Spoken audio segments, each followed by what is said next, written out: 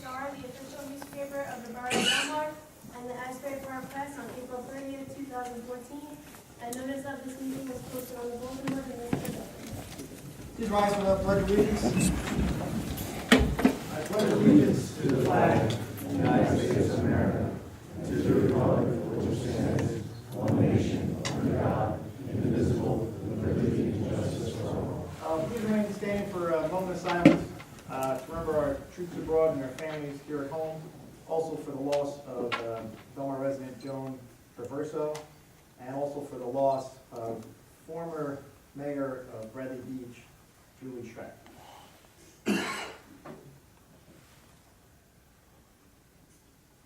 Thank you. We're going to have one special presentation tonight, our Employee of the Month. So if the council would please join me off the dais.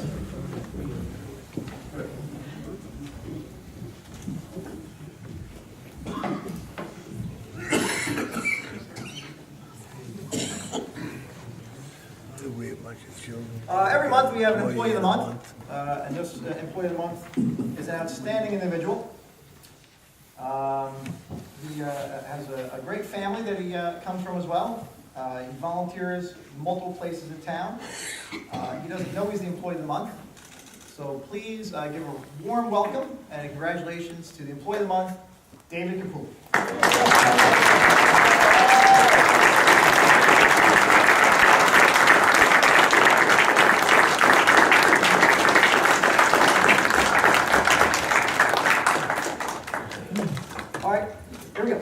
Hired as a library aide September 2012.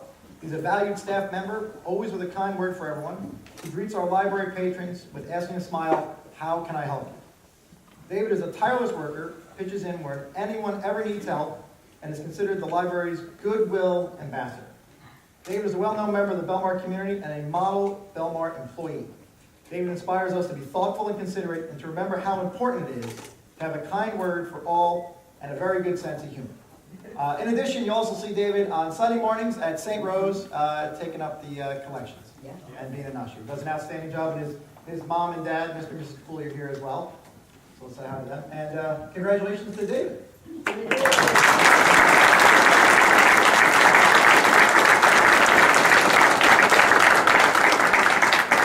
gets a certificate. He also gets $100 in Belmar bucks to spend at any business or businesses in Belmar, and he gets this fancy hat that on the side says Employee of the Month. You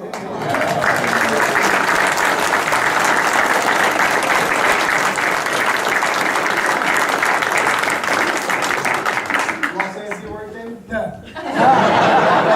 You got your ears. This for you? Thank you. Thank you very much. Let's hear for David one more time.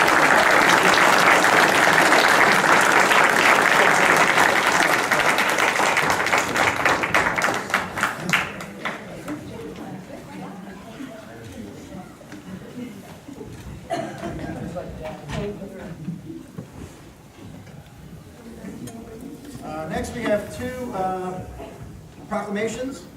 First one is the Municipal Clerks Week, be read by Councilwoman Janice Keene-Blackburn. Resolution is recognizing Municipal Clerks Week, whereas a municipal clerk is a professional who provides continuity in government from administration to administration, seeing to it that the business of local government continues uninterrupted while providing experienced and dedicated public service to the governing body, colleagues, and residents. And whereas one of the oldest positions of public servants in local government, the municipal clerk's office was established when the early colonists came to America and began setting up forms of local government.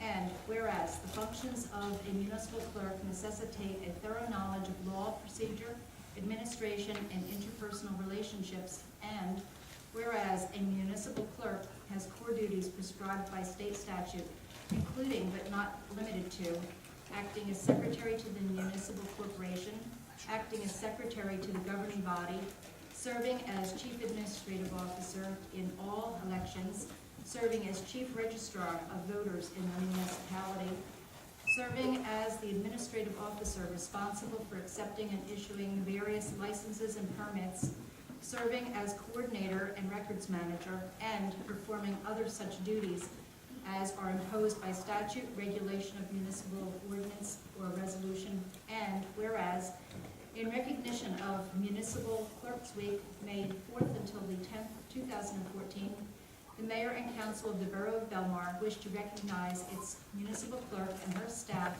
for their outstanding service with which they provide to our community.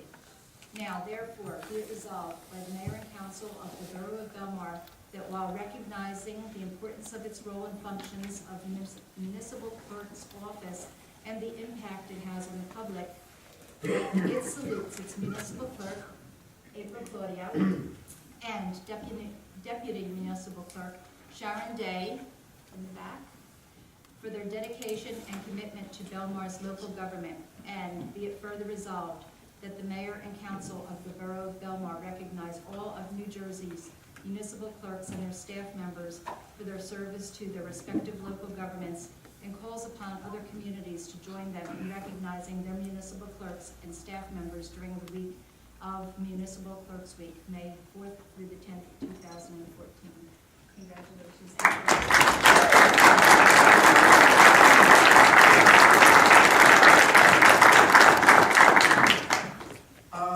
Councilman McGovern, you have a special proclamation to read as well? Yes, I do, and I just want to ask how the new council person got the municipal clerk proclamation, and I got the proclamation for fibrodysplasia ossification progressiva. Well said. All right, so here we go. The proclamation by the mayor and council, raising the awareness of fibrodysplasia ossificans progressiva. From now on, I'm going to just call it the FOP, okay? Whereas the FOP is an illness characterized by normal bone forming in muscles and connective tissue, forming an extra skeleton that immobilizes the body, and where FOP affects children, usually in the first or second decade of life, being diagnosed by the age of 10, depriving them of a normal development.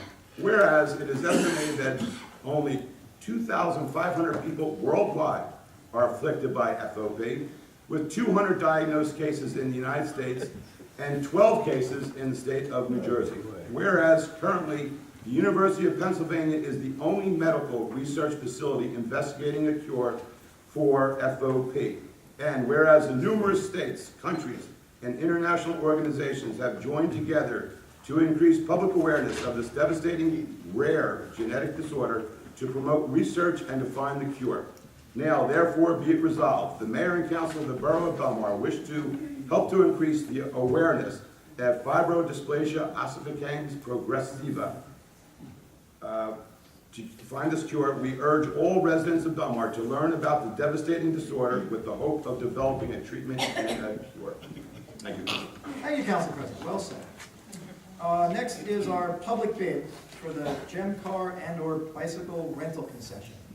Do we have anyone who's interested in publicly bidding on the gem car and/or bicycle rental concession? Just raise your hand if you're interested in bidding. Come up. Is anyone else interested in bidding?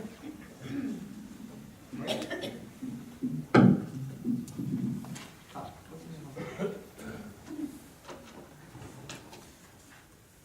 Hi, could you state your name and address, business for the record?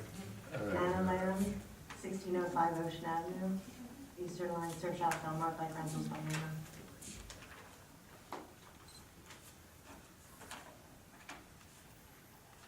Sorry, 1 second, please.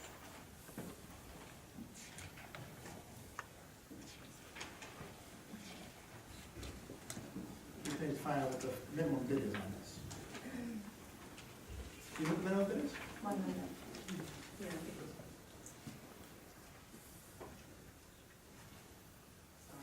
On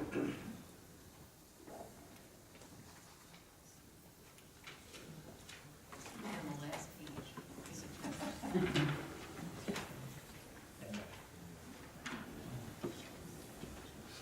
All right, you're pretty sure it's $100, right? I'm confident. All right. That does sound correct to me. Would you like to, we're gonna open the bidding. Would you like to bid the minimum bid of $100? Yes, sir. Would you like to bid any more than $100? Never. Going once, going twice, 3 times. Congratulations on your cash.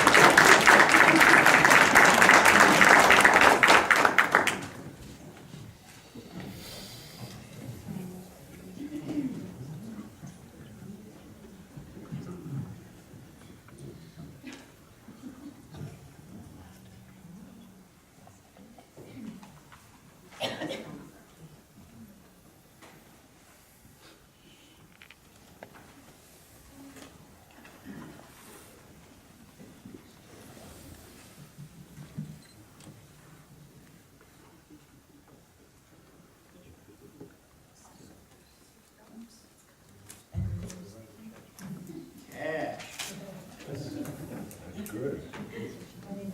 This is good.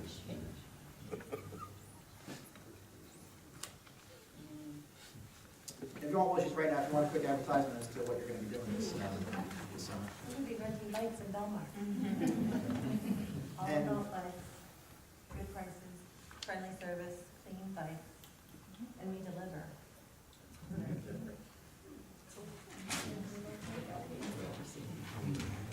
Thank you, congratulations, and good luck. Thank you. You're welcome. Next is our workshop. The only item we have on workshop is settlement. Colleen, you want to? Sure, I'm going to introduce Lori Dvorak, who represented the borough on this matter. She's going to give you a briefing. And if you want to sit here or stand, go. Good evening, everyone.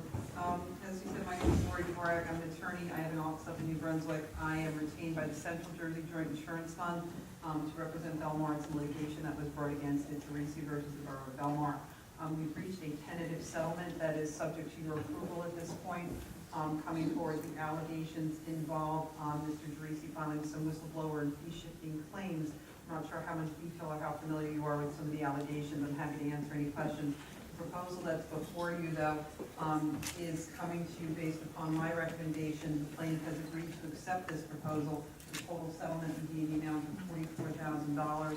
Subject to your approval, portions of that would be paid by Belmar, portions would be paid through the self-insurance fund, XL, who is the carrier in the fund who is providing payment on this. There is a deductible, there is a co-payment, there are various covered, non-covered claims. For your purposes, what that comes down to is the amount of the settlement, and I'm using approximate numbers because some numbers are still in flux. When you say 20% of the amount billed to date, that may change a little bit, but not more than, I would say, a few $100s, I would think, in any direction. But the amount coming to you, the $44,000, would be approximately 32 of the 44 after you factor in the deductibles, the co-pay, the non-covered claims. The balance would be paid by XL. XL is officially paying 35, but the deductible and co-pays come into that as well. So I'm trying to give you the bottom line number of what portion your check would eventually be for. Billed back, XL pays the settlement to the plaintiff, and then you get billed back for your contractual obligations under the insurance contract. I'm happy to go into detail about the case, depending on how much you would or would like to know regarding the allegations or where we stand. We are very early in the case, so not a lot has been spent on defense costs. These cases can settle even at nuisance value these days under our court system and under what is basically developed as a practice. Under $50,000 for employment discrimination claims is not, it is considered a very reasonable and a low number, especially early in the case.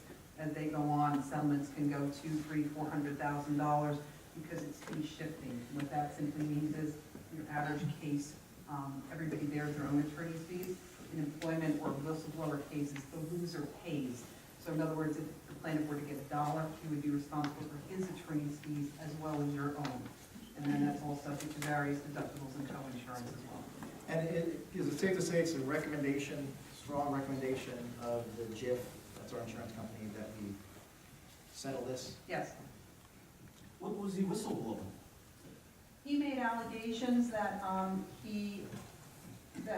he wrote summonses, he was discouraged from writing summonses. And he said, well, he said that members of the borough, Bill Young, discouraged him from writing summonses. That part is in dispute as to the motivation. There are allegations, he makes allegations that it was because they didn't want summonses written, and borough's position has always been to try and work with the homeowners first before we resort to a summons. So yes, we do discourage going straight to a summons. If you can call someone and say, your grass is a little tall, can you please get on top of that, not to go directly to a summons in the first instance. He disputes that. He says that's the real reason why he was terminated. The borough brought disciplinary proceedings to terminate it because there were overlaps on his timesheets when he was working both as a municipal court officer as well as a code enforcement officer. He said those were inadvertent. The borough said it happens too often to be inadvertent. Sometimes it was as little as 5 minutes, sometimes it was as much as 6 hours. But there were multiple instances sufficient to sustain a termination for him. But he said he was claiming that was a pretext, and that the real reason he was terminated was because he didn't want to write summonses. That's his allegation. Summonses for homes, he was the zoning. Code enforcement issues, yes. Regardless, we have not gotten a determination. That comes obviously at the end of the trial. The allegations are very sufficient that he says one thing, the borough maintains a different position. It pretty much assures you 3 years of litigation expenses, the uncertainty of a trial, and certainly much more than a $44,000 settlement would cost to take this to trial. Average defense costs, even for a successful defense of a similar type of case, would be, I would estimate, $50,000 to $65,000. That's even if you win entirely. That's what it costs to win on the principle of the matter these days through a trial. And that's even on a fairly simple case. So you're briefing us tonight, but there's no action for us to take. Now, as long as no one is objecting to the settlement at this point, you can advise the insurance company that you would object to it if you so chose. But at this point, we're advising you of it, and we'll be proceeding with the settlement unless you object to the insurance company. Is there a copy that I can get and read, just the case? How do we get a copy of this? I'm not sure what you meant by a copy. I mean, this is the first time I'm hearing this. I'm supposed to make a decision within 5 minutes. What if there's details that you're accidentally missing or something that I'd like to see? How can we see the case so that we can make a fair The complaint is a public record. I mean, that's on file. Yeah, but as a I'm saying, the discovery, that has been my job of meeting with my clients, which is the borough Why and did you meet with employees. me, though? No one has alleged that you took any action inappropriate. So in that sense, I meet with you not so much to apprise you, I need people to obtain their version of events so I can make a recommendation as to whether the case is defensible or not defensible. Is there written, do you have you keep notes and everything in a... I keep notes that are attorney-client privileged because the borough, as my client, as the entity, not any particular individual in that regard, is my client. So I have information. I am therefore providing a summary of some of that information based on the allegations as well as what we have asserted in discovery up until this point. We're in very early stages. There are no depositions that have been taken, no deposition transcripts. We've not filed motions. We are very early on. We are still in very preliminary stages, which is why the defense counsel costs are very low thus far in this matter, as opposed to where we would be should we be right before trial, in which case I can provide you with 5 or 6 depositions of the plaintiff, which I would expect would take maybe 2 or 3 days, of the key witnesses, of all the borough employees who have been deposed. We haven't gotten that far yet. I'm coming to you trying to save those costs. You can go that route if you so choose, but that's a lot of money to spend based on the recommendation I'm able to give you. That's part of my job, is to provide an early analysis so that not that I come to you at the last minute and say you should settle this after I've spent all your money in defending it. I'd rather come to you early and say, there are issues both ways, and this is a reasonable number in light of the risk, and I'm giving you my recommendation. You're certainly free to accept it or not accept it as you see fit, but I don't want to come to you at the last minute and say, now you need to pay to settle it because there's exposure and you've already paid for several years. Is that analysis written up? Not for the council. I wrote it up for the insurance company initially, and in that format, because it contains attorney-client privileged information, that format of the analysis went to the insurance company. Certainly, if there's something, in that sense, I hesitate to reveal too much of the attorney-client privileged information, but I'm happy to advise certainly my recommendations on that because that's the scope of the litigation. You're free to, like I said, not a lot of it has come out yet as far as the details of what his allegations are because we have not deposed him yet, nor have the borough employees been deposed in this matter. Counselor, it might be helpful if we can provide you with a copy of the complaint, which will give you the list of the allegations, and that might make it easier. It's just very hard to make, to do $40,000 in 4 minutes. Oh, I understand. In that regard, I'm telling you, this is what I do. My firm represents public entities in civil rights, employment discrimination litigation. I'm a certified civil trial attorney, and I have been for a number of years now. And I do work for the Central, not only for the Central Jersey Joint Insurance Fund, with Belmar as a member, but the Middlesex Municipal, Middlesex County Self-Insurance Fund, Garden State Joint Insurance Fund, Municipal Excess Insurance Fund, and I provide recommendations to councils and the council members of the entities to make these choices, so that I can help you with what I hope is well of experience. And in that regard, I ask you to count and rely upon my advice and my interpretation of what's going on, to try and help guide you in making a prudent decision. The ultimate decision is yours, and I understand the time constraints that are involved. Lori, if we take your recommendation and we settle, will it be less expensive than if we go to trial? Yes. Even if you win a trial. Correct, even if we win a Yes. trial, because Just- unlike if we lose a trial, then we gotta pay the person damages and we gotta pay their attorney fees. Yes. Whereas if we win, they don't pay our attorney fees. They can be asked to, but it's often based on an ability to pay test. So a retired municipal employee would generally not be seen to have the ability to pay enough money to compensate, even conservatively, $50,000 to $65,000 in defense counsel fees. In my 20-plus years, I've never seen a plaintiff asked to pay the defendant's fees through after a trial. It just never happened. How many of these do you actually do for municipalities? That is 99% of my practice. Do you normally just stand up in front of the council before we settle and just explain it like that? Sometimes it's a closed session, it can be an open session, however it is, but yes, I routinely go before council, provide them with a synopsis of it, and answer any questions that they may have about the litigation, which I'm happy to do. But yes, routinely I go before council and brief them on this. Sometimes routinely, actually, I would say maybe half the time I don't even appear.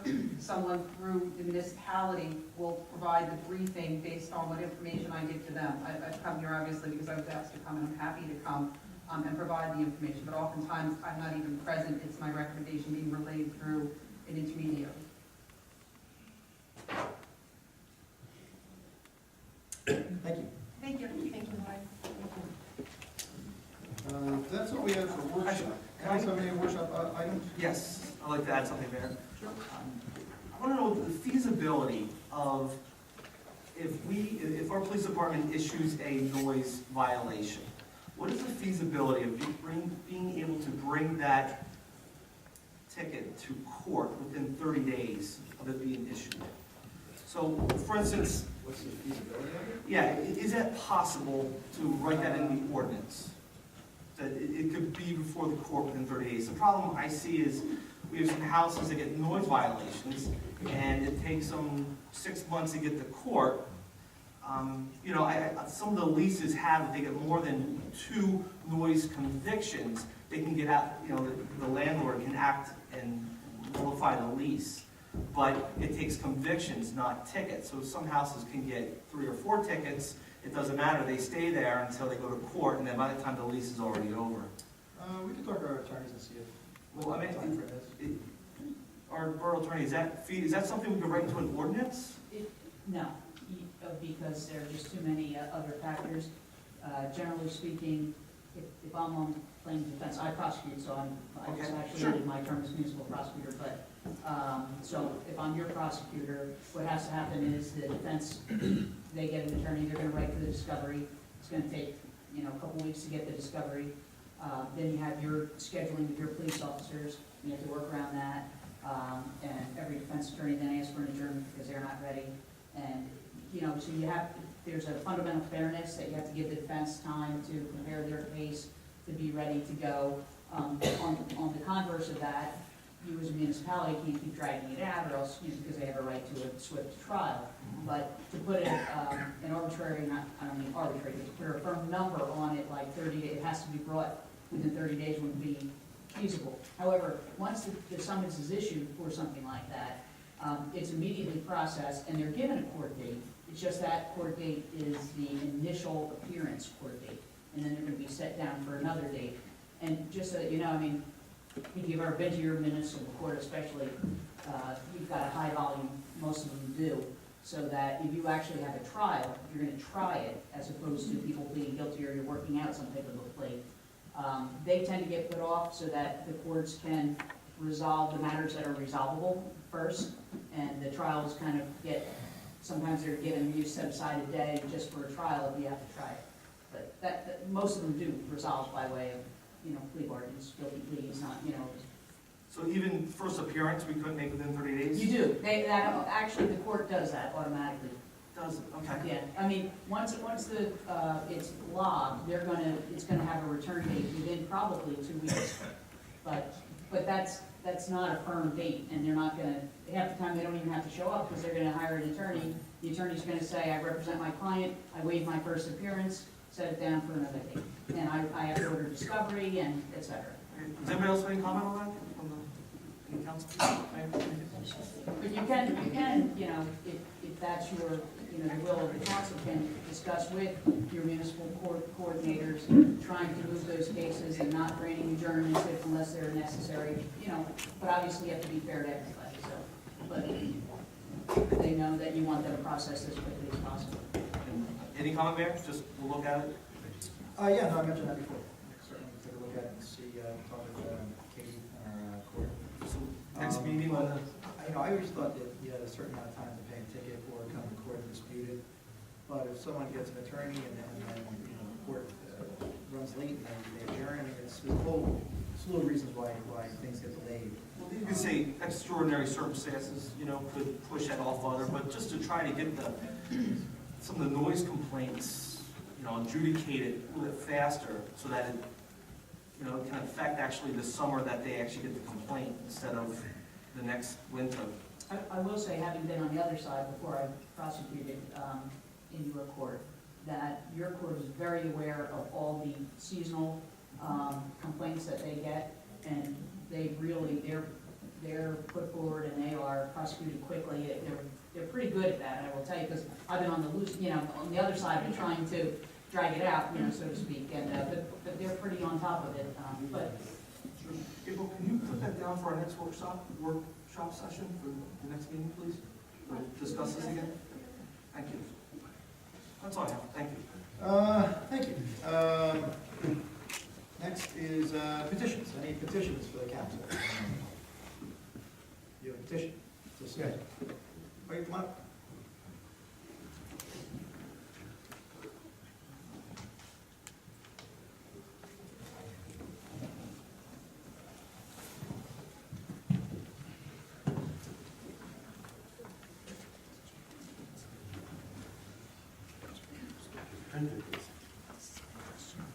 Fresh off the press.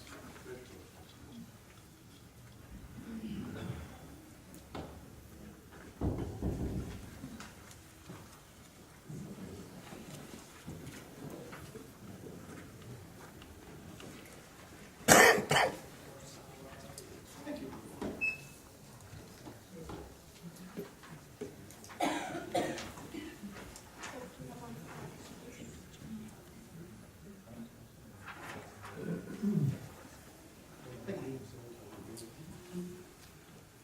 My name is Eugene Creamer, 4th Avenue. I don't actually know if we have public comment on the petitions. You just turn them in.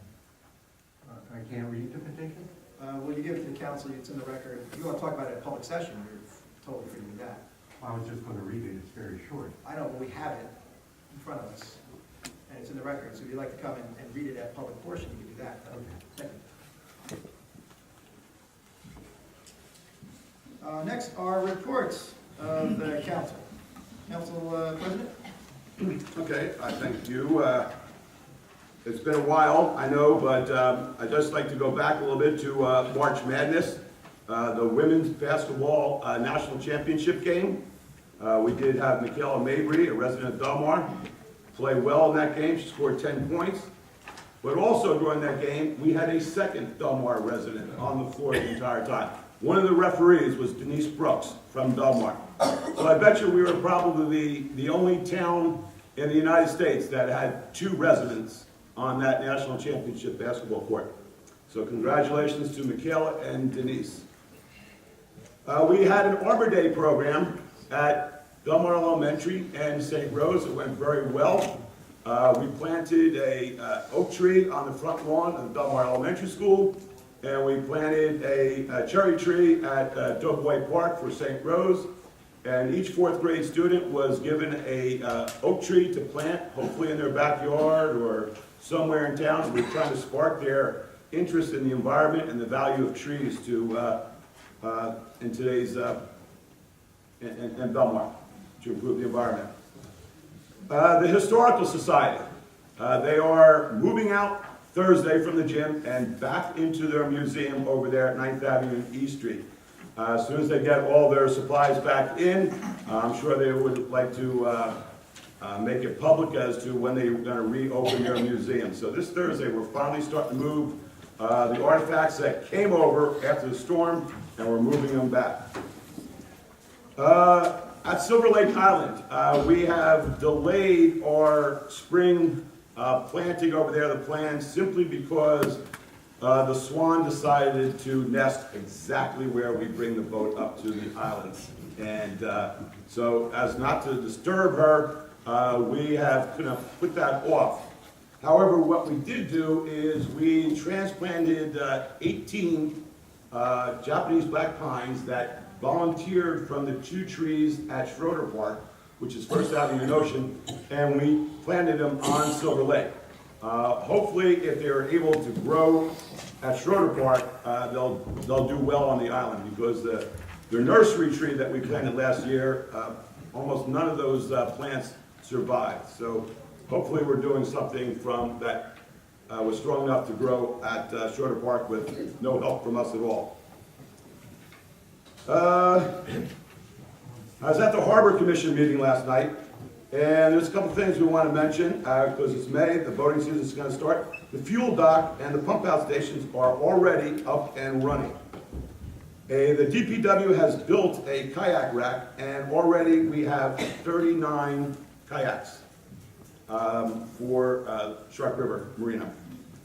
This year we have a trailer has been set up at the boat ramp, and there's going to be an attendant on weekends, and we'll develop a weekly schedule simply because the gate where the boat ramp is used is so frequently abused, misused, people sneaking down the ramp.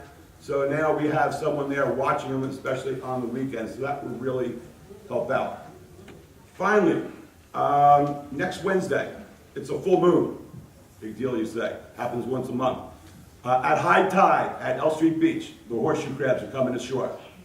So if you're into the science, and at night, next Wednesday, full moon, some of these horseshoe crabs have been tagged in the past, and they're the same horseshoe crabs year in and year out. They'll be coming over to Neptune City Beach, Mascon Beach, and Titicaca River Beach. So if you're interested, next week you might want to walk on down to L Street Beach. I think we should kind of try and keep people off the beach in that week's time. Mike, is there any plans, do you know? Keep dogs off that beach next week? There are plans for the dogs, and now there's more plans for those who wish, so I'm doing that. Yeah. And let's see, I think that's about it for my report. It is. Thank you, Council President. Councilwoman Janice Keown Blackburn. If you've driven down Main Street, you see we have pink ribbons and a pink line, and that's for Breast Cancer Awareness Month. Last weekend, the 26th, they cut the ribbon, Matt cut the ribbon at the train station at the mural. It was a wonderful event all day long. The Historical Society was involved, and of course the Belmar Arts Council was involved. The mural looks very, very nice, and I'd like to thank everybody that was involved with putting the day together so nicely. This coming Saturday, the 10th, is the 100th birthday party for our library. There will be quite a few dignitaries there. Of course, they're all dead that will be attending, but come out and laugh at all of us who are dressed and trying to pretend we're someone from way back when. And the library has started Mahjong on Mondays for any of the women in town who would like to. If you want to learn, they're teaching Mahjong, and then there are other tables that are playing. Their first event, which was a week ago, they had between 25 and 30 people there, so it's an ongoing thing. Between 1 and 3, and for any information, just contact the women at the library. This Friday night in our gym, the Circle of Friends will be having their prom. The school that a lot of the people go to cannot have one any longer, so they'll be using our gym, and a group of us from the ADA committee will be down there helping to decorate on Friday afternoon with students. Last Friday night, Rec ran a trip to the Yankees Stadium for the baseball game. The trip was very, very nice. The Yankees were not. The game was 5 hours and 49 minutes, but we all left about midnight and got home at around 2 in the morning. But we all had a great time on that bus trip. I understand, April, do you know if the next one is filled? Yes. The next one that is filled, and maybe if Ray can get the tickets for a third one, maybe he can come up with tickets for a third baseball game. He's been very, very busy because next Monday night there's supposed to be a dodgeball competition between all of the different departments here in Belmar. So if you're not doing anything, you want a good laugh, come on out to the gym about 6 o'clock at night and watch the admin people, which includes your council members, get killed by Ray. There's full year toddler time that's starting. Ray is going to be running the registration on June the 19th from 9:30 until 11 in the morning. If you're a Belmar resident and you have a toddler, it's free to Belmar residents, $25 for the year for non-residents. And I went one day, the kids have a great time. The gym is crazy with toys and lots and lots of kids and their mothers, and some fathers that were there too. The Belmar Women's Club had a blood drive. They took in 25 pints and they said that was a record for them. And the Belmar Women's Club will be having a flower show on June 11th at Doolin's. If anyone is interested in going, it's a flower show and luncheon. Claire Dykey, who's sitting in the front here, is running it. Just see her for information. The Council of Churches will be running a food drive later this month. We'll make sure information gets into the paper. We'll be putting boxes here in Town Hall and over at the library. And we're asking a couple of restaurants if they would take boxes also. And all of the food is staying here in Belmar at our food pantries. It's not going out of town. And the last thing I'd like to say is a congratulations to Bill and Joe Connor from Taylor Hardware. They were given Irishman of the Year awards the other night at the Shillelagh dinner. And I didn't realize, I know they're great guys, but I didn't realize how much they've done for Belmar, and especially during Sandy and after Sandy. So I would personally like to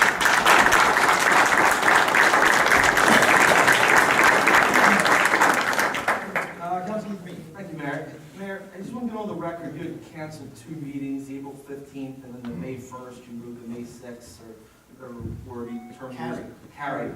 I just want to get on the record the explanation for the cancellations, or the carry and the explanation. The 15th and the 1st, please. The 15th was canceled. Why did we cancel? Accident. I can tell you the reason why we carried the most recent one from last Thursday to today was so that the local finance board, which is part of the Department of Community Affairs, would have an opportunity to have quorum and meet to discuss our application for somewhat of a waiver of the down payment for our pavilion construction. Why did that require a cancellation or a carry? Why couldn't that just be brought up at the next meeting?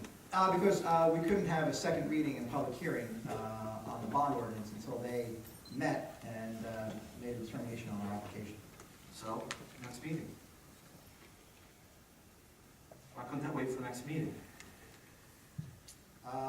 Same reason, because they wanted to, they couldn't have a quorum on April 30th when they had a scheduled meeting. They notified us of that, so we carried May 1st to today. We did that so we wouldn't continue lagging on with the second reading and public hearing of the bond ordinance. I mean, that's it. These meetings aren't for us, they're for the public, and to keep canceling them and canceling them, it's just to move just so, you know, for one particular thing. We can always have, we're gonna have another meeting. I don't think it's good practice. No, they're council meetings and the public's has an ability to come and speak and comment, but they are council meetings. They're not town halls, nothing like that, they're council meetings. Disagree. I think for us to hear you, it's just my opinion. And number two, you're asking me to vote on $7 million coming up here real soon. The article in the Asbury Park Press, could you just catch us up to date on what's going on with FEMA and all that money? All what money? 523,000. Is this FEMA problem, our problem? We're taking out more money. Oh, you mean the audit? That's correct. All right, which has nothing to do with the $7 million vote on. Well, no, it's debt. This is money. We're spending money. Well, they're two different things. Money's money. Well, they're Well, two different things. okay, explain. Sure. So after Sandy, we contracted with two main contractors to clean up the debris and pump the water. To clean up the debris was a company called Ferrer Construction, and to pump the water out was J.H. Reed, along with some other companies that were here. But those were the two main ones. When they came in, they started doing work, and FEMA worked alongside with us, putting together what's called a project worksheet. So a project worksheet has all the costs associated that are eligible for reimbursement. FEMA writes the project worksheets, FEMA approves the project worksheets. The audit from the Inspector General's office is of the project worksheets. Now, what the attorney or the Inspector General is saying, or audit states, is they believe it was impermissible for those contractors to have a percentage overhead and profit. So let me explain what that means. Let's say you had a laborer, and that laborer cost $100 a day. They would list labor, $100, let's say overhead and profit, 20%, total expense to the borough, $120. Let's say that's company A. If company B just put laborer, 120, bottom line 120, each one's 120. But according to the Inspector General, the 20% on company A is not allowed under current federal guidelines. Remember, FEMA is a federal agency. So you have one arm of the federal government saying that the other arm of the federal government should not have put that percentage cost down on the project worksheet. That, in turn, we ended up paying the contractor, believing, rightfully so, that we would be reimbursed off the FEMA project worksheet.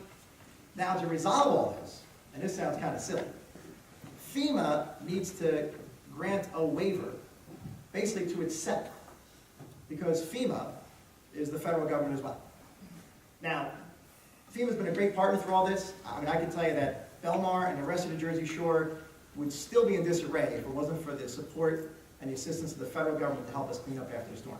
There's no doubt in my mind. We don't have that money. No one's got that money. The county doesn't have that money. The state doesn't have the money. The federal government has that type of money. So without their assistance, we wouldn't have cleaned up. However, when you work with FEMA and you work with the federal government, there are some illogical things that go on, and this seems to be one. Now, that's one recommendation they had. The second recommendation, and I'm not even kidding on this one, said for us to disallow $53,000 because they said it should have been, now following this, it should have been put on category B worksheet, not category A.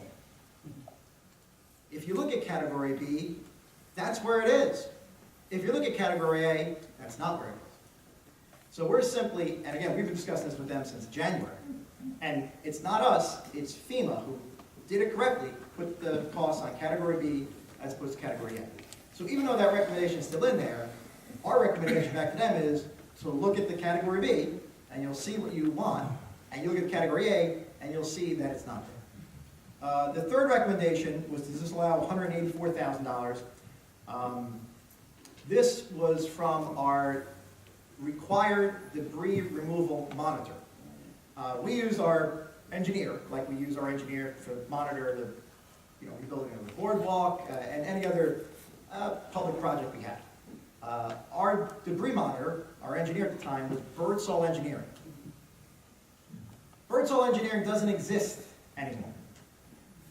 When FEMA wrote the project worksheet, based on the bills from Birdsall, they put them down as reimbursable tons. What the Inspector General is saying is that FEMA should have gotten time cards for those folks. In general, you don't get time cards for professional services. So, give you an example. You don't get time cards for attorneys. You don't get time cards for the judge that sits here. You don't get time cards for our public defender, our prosecutor. You don't get time cards for architects. You get bills. Now, you may get billable hours from an attorney. Maybe they bill you 5 hours.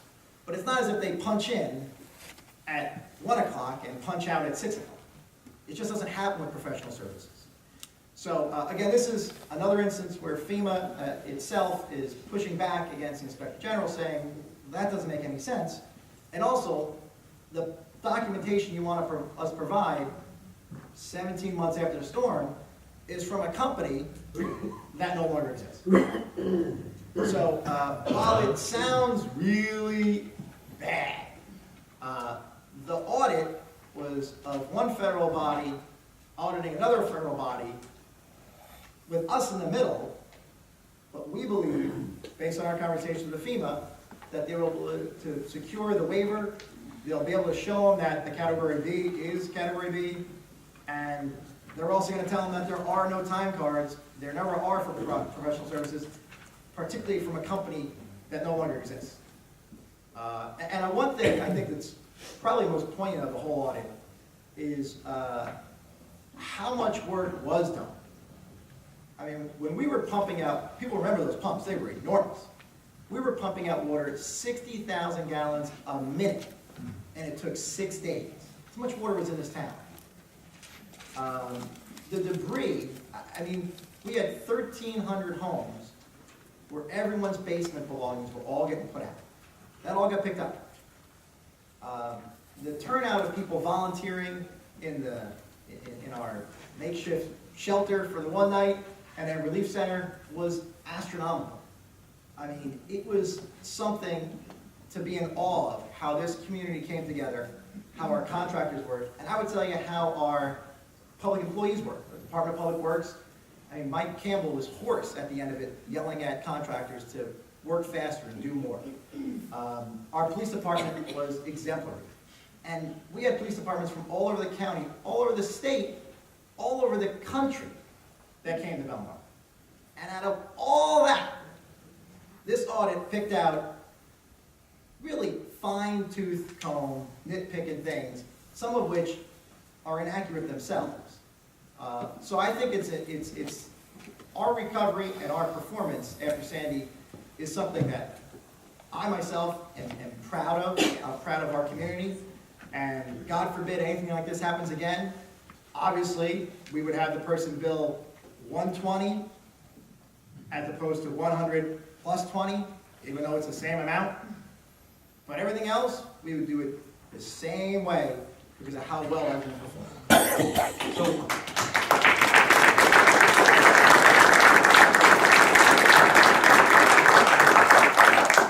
So the Ferreira, we're probably gonna get a waiver, that's what we're hoping for. FEMA is going to get a waiver. We don't get any waivers. It's not our project worksheet. They get it. Okay, so the Birdsall Engineering tickets, I mean, we're in litigation with them, correct? We are. And that is for what? What are we in litigation for? They are suing us. Okay. And that's, the tickets, 10,000 in the tickets, you think that more waivers, or FEMA's gonna waiver FEMA? 10,000 in tickets, what do you mean? Tipping fees for the landfill tickets. That was additional documentation that Partner Engineering was unable to provide in addition to the requested documents. Partner Engineering is now what was If you bought Birdsall. Birdsall. Partner Engineering bought it for $600. Yeah, that's the same company. And we're confident we can get those tickets and turn that in?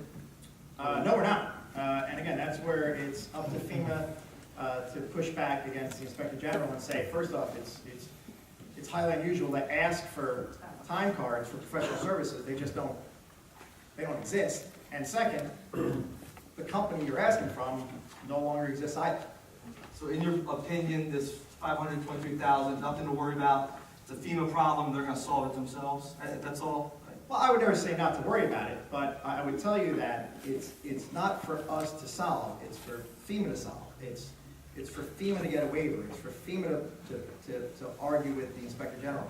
It's not us, it's not our project worksheets, we didn't write them, we didn't approve them, and it's, you know, but I will tell you this.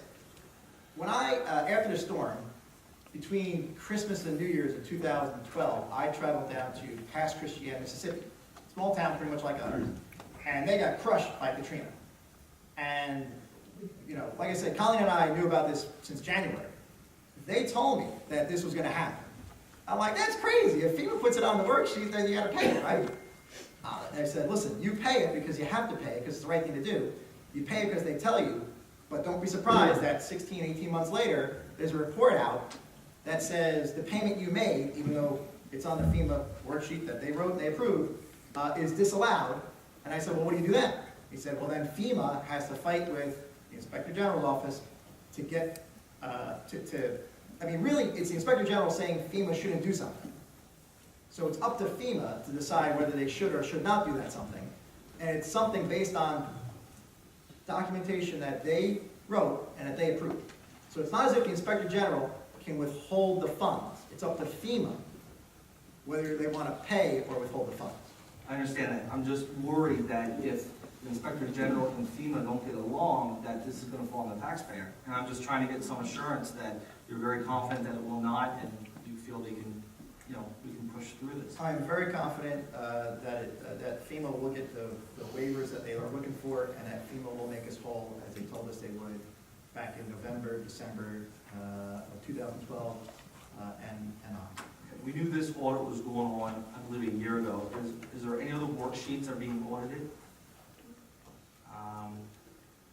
Any other worksheets under audit? Nothing? No more audits going on in Belmar with FEMA that you know of? Well, FEMA doesn't do the audit. Okay, It's the an audit Inspector General. It's an audit of FEMA worksheets. Okay, so there are no more audits when you know of. But that doesn't mean that somewhere in DC, I understand. there's someone looking at FEMA worksheets that, I understand, but we knew a year ago they were looking at stuff, so I just want to make sure we don't know if they're looking at anything else. we don't know that, but that doesn't mean they're not. Okay, that's all I have, Mayor. Thank you for those answers. Councilwoman Mitchell.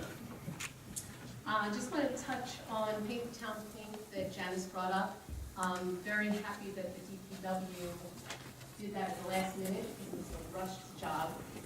But please definitely be aware of breast cancer and support it. Support it.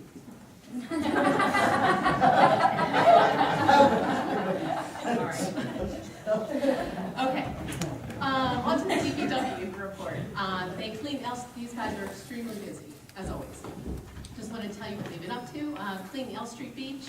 They're working on the walkway to Cleary Park and the L Street bathrooms. They're removing the stones on the beach. They're placing benches, ticket booths, and bathrooms on the boardwalk. And at this time, one bathroom is open. For the BBP, Belmar Business Partnership, they've been extremely busy helping funding and installing the train station mural, and they were assisting with the art walk, which I will touch on a little bit after. They are working with DPW on the new bench for Main Street and 3rd Avenue, and the You Are Here signs. They're working with Belmar Mall Management for the design and installation of entrance signs at the mall. And they're working on the welcome signs and the flowers for the baskets down Main Street. On to the Arts Council, which they've been just doing a tremendous job. The train station mural that I hope some of you attended was attended of over 100 people, and everybody was very pleased with the mural. It's outstanding. If you go, it's the long building right along the railroad tracks. So if you could please look at that. And it's made a considerable improvement to the appearance of the train station. The Coast Star, if anyone had seen it in the people section, had a great section on the article, and it reinforced the positive influence of arts in our community. The Belmar Art Walk was a huge success. Many residents and visitors enjoyed the art walk and music performances. We had over 34 businesses participate. Big thanks to the Arts Council, Belmar Tourism, the Belmar Business Partnership, and Artifacts Boutique for a great event and benefiting our downtown businesses. Lastly, the Belmar Arts Council is working on the Ocean First Charity Challenge. The BAC is raising funds to purchase and install a powered front door that will allow those with mobility challenges to enter the facility without assistance. Ocean First Bank organized the challenge through the Crowd Rise website. If you would like to make a donation and be entered to win an iPad mini, go to the BAC website, belmararts.org, and click on Open the Door to make Belmar Arts accessible to all. Please do this soon because the challenge is over this Friday at noon. One more thing, the Belmar Business Partnership is putting money into a billboard on the parkway. And it's hard to see, but it's going to have 3 pictures of Belmar. One's going to be our beach, one's going to be some, like a restaurant ad, and the other one is going to be the pier, showing the marina. So look for that, and I'm sure it'll draw a lot of people to come down this summer. Thank you, Councilman. Thank you. I have a pretty brief report, I think. This weekend, as Councilman Akil Blackburn mentioned, the Shillelagh had their annual prom, and at that they honored the Connors. And I gotta tell you, the Friendly Sons of Shillelagh in Belmar do an outstanding job. Whether it's direct assistance to families that are still recovering from Sandy, or flipping hamburgers at our Military Appreciation Day, these guys do everything. And it seemed very fitting that they would honor Bill and Joe Connor. One of the things that Councilman mentioned before was, their performance after Sandy. Well, a lot of things they did after Sandy, a lot of people might know this. Folks came in that needed a pump, that needed whatever it was. They gave it to them on credit. Some people didn't have money. Remember, ATMs weren't working. And they said, look, just pay us when you can. So they really are an outstanding organization, the Friendly Sons of Shillelagh, and it made perfect sense for them to honor the owners of town hardware. Also, Friday night, our friends at DJ's held an outstanding event to raise money for surface healing. So I want to publicly thank Bill and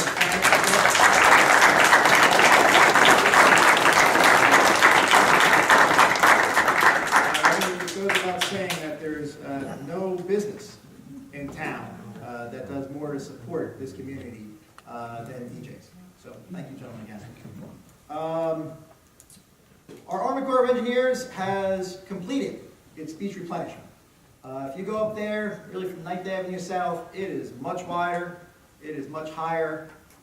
It provides a real buffer against future storm surges. What we're going to stay on them is to have beach replenishment on a more consistent basis, as opposed to waiting for all of us to get our you-know-what's kicked. Let's have the beach replenishment there in anticipation of future storms. So we'd like to see it on a more consistent basis, maybe every 10 years, having, from 20th Avenue north to, to 9th Avenue, beaches replenished. But, those guys did an incredible job. I remember going by there at like midnight on a Saturday, and they were out there in their trucks with sand coming in, working their tails off. So we appreciate the Army Corps of Engineers. Our water project continues on. Thinking it's 2014 and there are people in Belmar that have brown water, really had to end. So, we did a bond for this, and the company that's doing it is Metra. They seem to be doing a very good job under the direction of our Department of Public Works and our borough engineer, Mazer. Do we have an idea on when they may finish up? Because I know they finish up a lot of Rhode Island Point, but now the other area they're doing, aside from Rhode Island Point, is from 16th Avenue south and from Mason to B Street. So that neighborhood. The work is wrapping up. We're really in the last 2 weeks of the schedule. Okay, that's a good thing. So by Memorial Day, when this place starts getting flooded, we'll stop having those big giant Crowded, sorry, crowded, wrong word. Crowded with tourists. We will not have those enormous Yes. humps in the middle there. Correct. Okay. And lastly, we started to bring back and also brought new folks who are going to work up on the beachfront. And, last year and this year, Mike Campbell, the DPW director, has been put in charge of that. And, our directive to the folks who work there is that we want people who come to Belmar to have a Disney-like experience. You come here with your family and you're treated like royalty. People greet you, people talk to you, and you have an outstanding experience. And one of the things that Mike, which I thought was a great idea, did some bartering on was bring in folks from Six Flags, who obviously this is their business, to come here and to teach us on things we should be doing.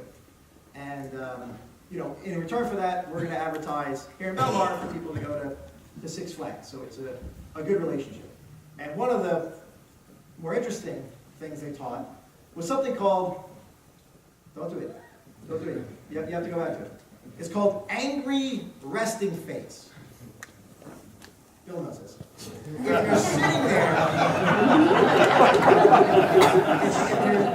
Mike, you stand up and just show everyone that angry resting. Mike has angry resting face, and he knows it. So he knows that he needs to work on it. But it sounds silly, but it really matters.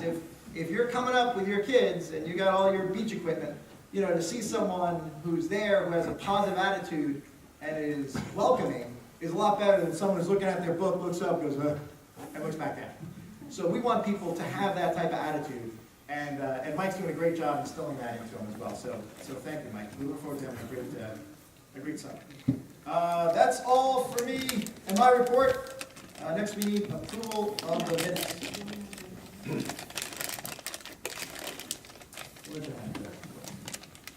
Approval of the minutes?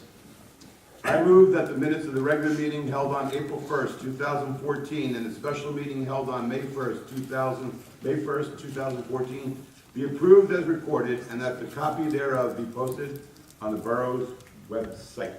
I'll second. Councilman Philpott? Yes. Councilman Goodwin? Yes. Councilman Dean? Yes. Councilman Nicolay? Yes. Mayor Barry? Yes.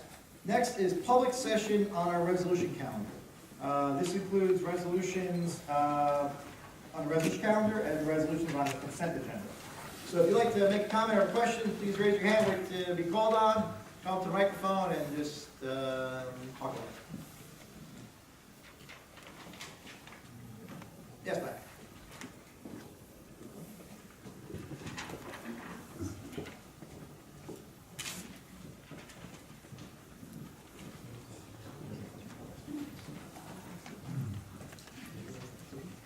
Mike Sierra, Quinton, Second Avenue. Mayor Doherty, Council, good evening. On the consent agenda are the renewals for 3 seasonal licenses. Yes. Okay, I was looking at the ordinances, and I noticed that in 2 of the 3, there's a requirement that the employees of the licensee take and report to our police department a course from the techniques in alcohol management. TAM, yeah. Do we, can you address that, Chief? Do they still do TAM or? The employer does. Okay, I'm just wondering why 1 would not be subject to that. 2 of the 3 would be and 1 wouldn't be. I don't know, which one is it? The 10th Avenue Bridge. It might have been an oversight, but I think that if that's part of our ordinance and part of our policy, given the fact we had a tragic accident recently, it sounds like it's something that'd be important and should be included in the Well, that law. tragic accident had nothing to do with 10th Avenue Bridge. No, I didn't, no, excuse me, I apologize, I did not mean to bring that up in reference to any establishment whatsoever.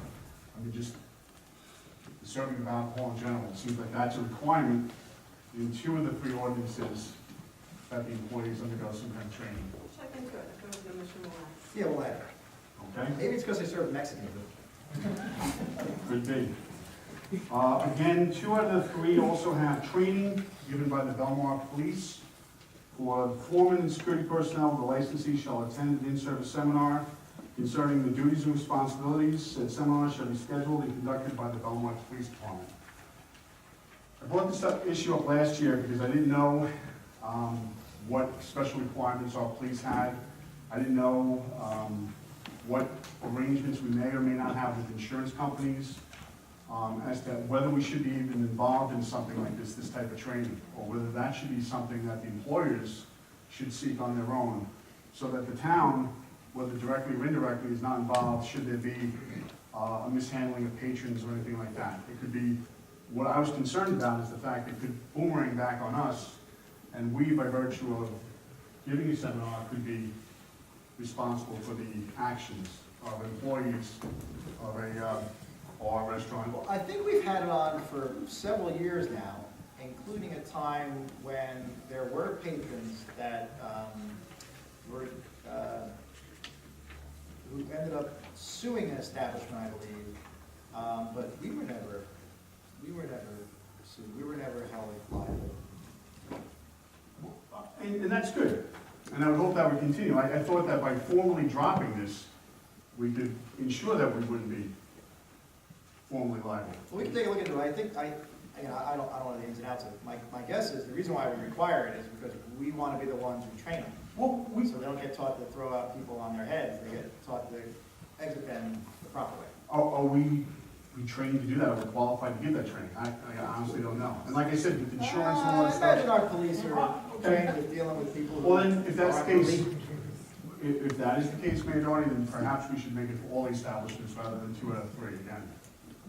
Same one got off the hook, contact Same that one got burrito. off Man, Yep. that all bad. Okay, the last question I have is regarding our relationship with BJ's and our police officers who provide security services to them. In our ordinance, it's written up that that an off-duty Belmar police officer will be stationed in the vicinity of BJ's property. Excuse me, I'm not gonna read the whole thing. My question is, that officer is really not off-duty, correct?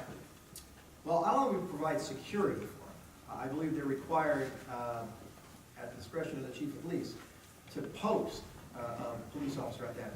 It's a Belmar police officer who isn't in rotation, so they're considered off-duty. They're in uniform, they have their full arrest power, everything else. The cost of that person off in front is paid for by DJs. It's not security. Right, but shouldn't that read that it's a designated police officer or a specially assigned police officer? The police officer does not in fact work for DJs. The police officer at all times works with the town. Correct. Correct? So I just thought that the terminology of off-duty could be clarified to the sense that that is a Belmar police officer designated to that Point well position. taken, but I think that it works pretty well as is, so watch it. Okay, the arrangement is that they post a $12,000 bond as per the ordinance, correct? And then we, Draw down against that bond to pay for the police officer or officers, depending on the discretion of the chief of police in front of DJs. and that's done weekly, we like, almost like a security officer on a construction job, we submit a, I don't know how it's billed, we can find out for you, I don't know. okay, yeah. I can tell you we've never had a problem collecting payment. Okay. No, that's great, and I appreciate your time and answers, thank you very much. You know, even if you pass the Belmar burrito ordinance tonight, could you just make a motion to add the missing requirements if the council deems it? We'll get them, Mike. Thank you very much, have a nice night. Yes, Brent?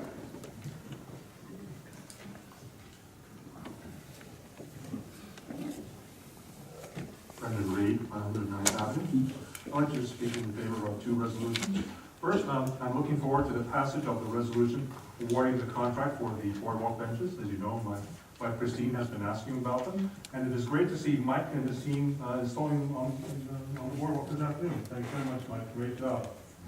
The second resolution is I'm also urging you to approve all of the seasonal retail liquor licenses. These are all fine businesses, they complement each other, and they are a great part of our community. I want to give a special shout out to one of the licensees, and that is DJ's.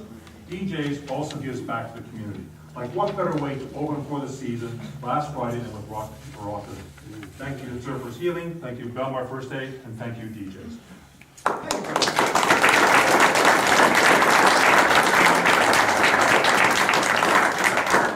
Seeing no hands, I'll make a motion to close the public portion of the resolution calendar. Second? All in favor? Aye. Aye. So, resolutions, does anyone see any resolutions on the consent agenda that they would like to move off the consent agenda? I would like one. Which one is it? Which one is it? It's the first responders authorized free beach checks. Admission, please. I got an old agenda, so I don't know what it is. All right, the resolution number? Yeah, second. Second page, second from the bottom. Yep, here it is. This resolution honoring and recognizing the service to the community of all first responders and authorizing free beach admission during the 2014 beach season to all active first responders pursuant to the Borough of Belmar Ordinance Section 18-2.5I. Okay, so you're going to make a motion to move that off the consent agenda? I will make that motion. I'll second. All in favor? Aye. Okay, so now that is on the resolution calendar. We'll put that one in last. So I will make a motion and offer resolution authorizing payment of bills, list number 1. I'll second. Second. Councilman McKeel Blackburn? Yes. Councilman McGovern? Yes. Councilman Dean? Sorry, bill pay list? Yes. Real quick, 2 questions. What is the playground? Remove, reinstall playground. The playground at 10th Avenue. 10th Avenue, that's they located as well. Okay, who put it at 10th? Is that for the building? We moved it for the building? No, one of the things we realized with our playgrounds is we had one at 4th, one at 8th, one at 10th, and one at 16th. So instead of spacing them out 4 blocks, 2 blocks, 16 blocks, or 6 blocks, we moved the one from 10th to 12th, so now you have a playground every 4 blocks along the beach. And it does have the added benefit of giving us a clear construction site, and keeping that playground open and accessible while we're in construction. Did we just put this playground in last year? The company that installed it last year did it at no cost. They donated the installation last year. Couldn't tell not to do it then? All right, that's fine. And your assistant, Megan Dow, has she been paid in a month? Not been paid? Megan's a contractor, she gets paid when On the the last contract's bill. paid. That was over a month ago, well over a month She ago. invoices monthly. But has she got a check in the last month? She got a check after the last bill. So she hasn't been paid in a month? Probably. She didn't come to you complaining, we haven't had a meeting in a month and I haven't been paid, I want to get paid? Or did she just get cut and we're just, just kind of signing? I'm just saying, I can't believe that you would let your assistant not get paid for a month. Because we don't have meetings. I added it to the bill list for tonight. We will tell her that you're advocating for her. I think that's, you do the work, you think you get paid, at least at a reasonable speed. I'm voting yes. Councilman Nicolay? Yes. Mayor Downey? Yes. Next, resolution by Councilman McGovern, has to recuse himself, authorizing payment of bills, list number 2. I will offer. Councilman McKeel Blackburn? Yes. Councilman Dean? Yes. Councilman Nicolay? Yes. Mayor Downey? Yes. Next is resolution authorizing payment of bills, list number 3. Councilman Dean will recuse himself. I'll offer. Second? Councilman McKeel Blackburn? Yes. Councilman McGovern? Yes. Councilman Nicolay? Yes. Mayor Downey? Yes. Next are really 2 resolutions at one time. The first resolution is authorizing reading of the 2014 budget. The second is resolution introducing the 2014 local municipal budget. The authorized reading is because it's about this thick. So when we give it to the newspapers, they publish more of the meat of it, what people are looking for. The great thing about this budget is that for the 4th year in a row, We are proposing to have no municipal tax increase here in Belmar.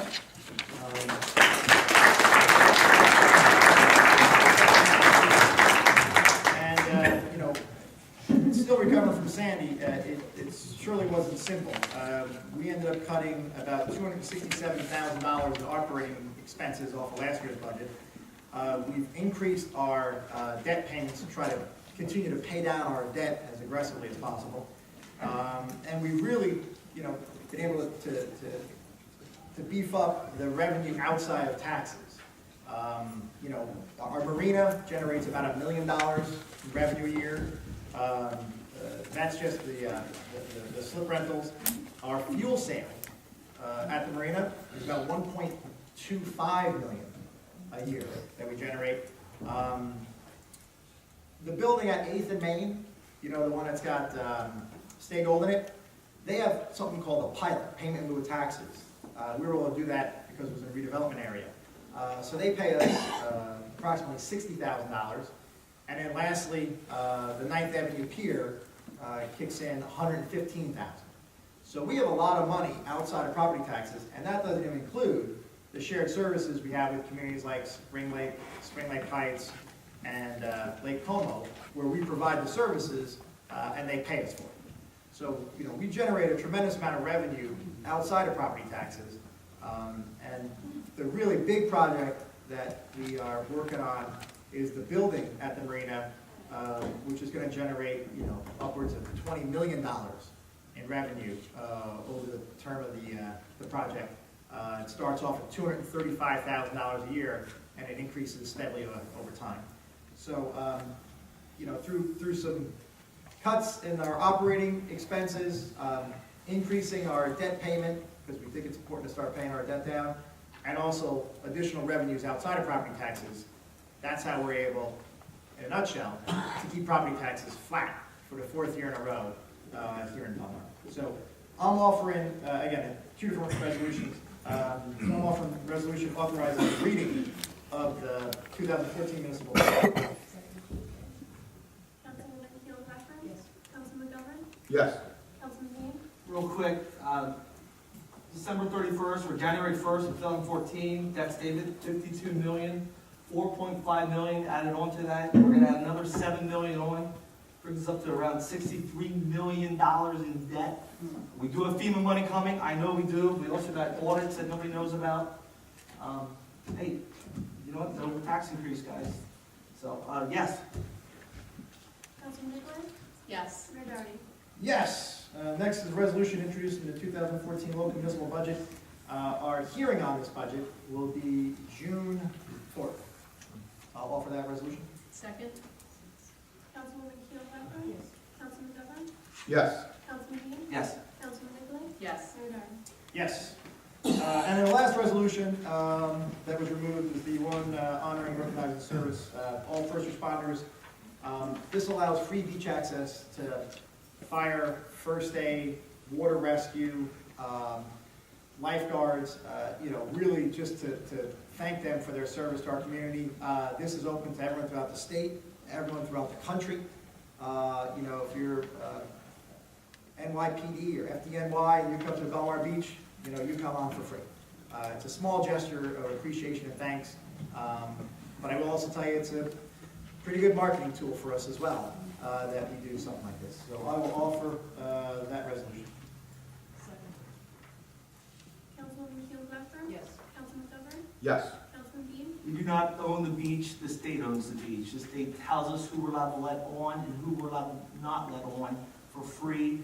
The first responders are not one of those choices. We don't have the authority to do this. No matter if I want to let them or not, it's not my power. Councilman Nicolay? Yes. Mayor Doherty? Just to correct Councilman Bean, our attorneys have researched this, and it's the same argument as last year. It is completely in the purview of the Borough of Belmar to do this, and I'll vote yes. Next is the consent agenda. I will offer and move the consent agenda. Second? Councilman Keel Blackburn? Yes. Councilman McGovern? Yes. Councilman Dean? Yes. Councilwoman Nicolay? Yes. Mayor Doherty? Yes. Next are ordinances. First one is reading introduction ordinance 2014-7, ordinance amending and supplementing chapter 5, Department of Public Safety, revised general ordinances of the Borough of Belmar and the County of Monmouth, New Jersey. I will offer for first reading and introduction. Second? Councilwoman Kell Blackburn? Yes. Councilman McGovern? Yes. Councilman Dean? Yes. Councilwoman Nicholas? Yes. Mayor Hardy? Yes. Next is first reading introduction, ordinance 2014-10, ordinance amending and supplementing chapter 29, water sewer utility department, establishing new water sewer rates and establishing a minimum usage. This is offered for first reading and introduction. Second? Councilwoman Kell Blackburn? Yes. Councilman McGovern? Yes. Councilman Dean? Yes. Councilwoman Nicholas? Yes. Mayor Hardy? Yes. Next is ordinance 2014-11, first reading introduction. Calendar year 2014 ordinance to establish the municipal budget appropriation limits and establish a cap bank. So I will offer for first reading. Councilwoman Kell Blackburn? Yes. Councilman McGovern? Yes. Councilman Dean? No. Councilwoman Nicholas? Yes. Mayor Hardy? Yes. Next is second reading public hearing ordinance 2014-7, bond ordinance providing for the construction of beachfront buildings in and by the Borough of Belmar and the County of Monmouth, New Jersey, appropriating $7 million thereof and authorizing the issuance of $7 million in bonds or notes of the borough to finance part of the cost thereof. This is open for public hearing. If anyone would like to make a comment or has questions on this hearing or on this ordinance, please raise your hand, wait to be called on, come up to the microphone, state your name and address for the record, and then make your comment. Yes, ma'am.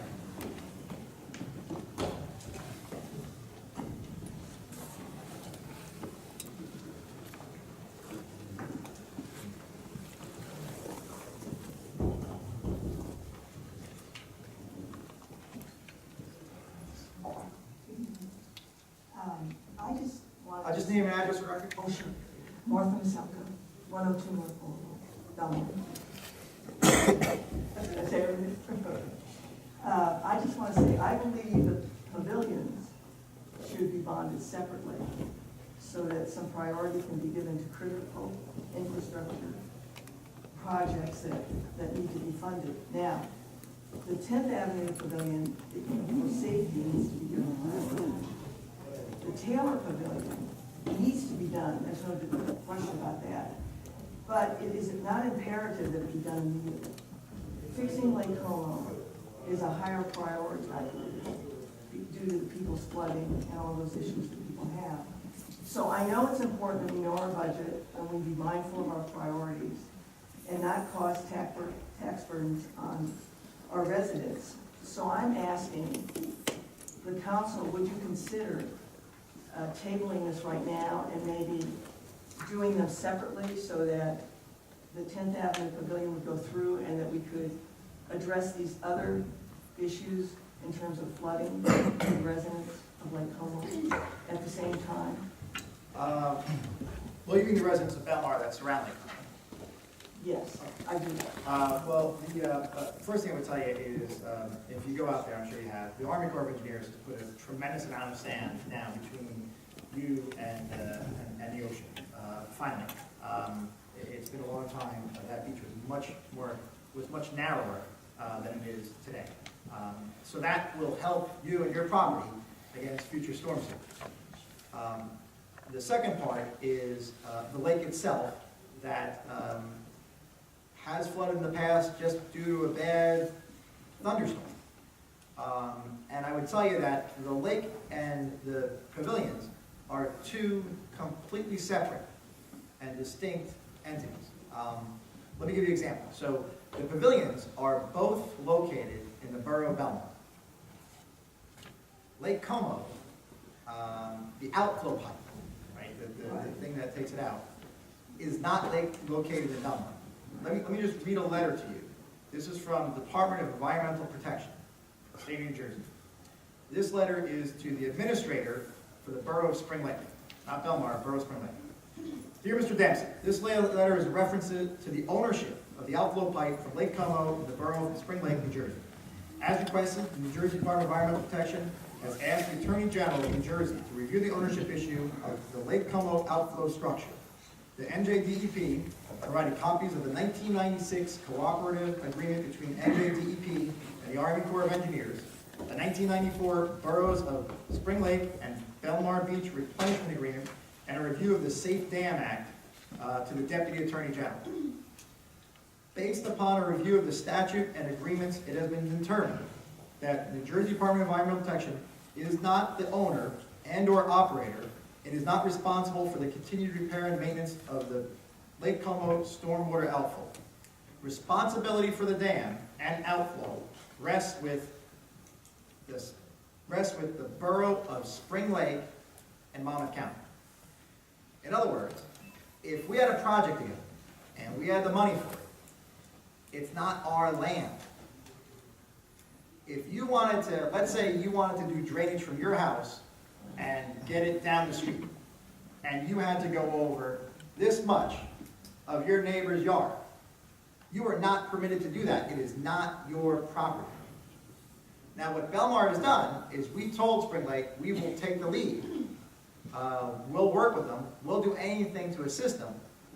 But we can't do the work because it's not our property. Whereas the Taylor Pavilion, 10th Avenue Pavilion are our property. If it was our property, we would have done the same thing we did at Silver Lake. Silver Lake is moving forward. It would be moving forward, but it's not our property. But if it isn't fixed and it isn't done, residents of Belmar suffer.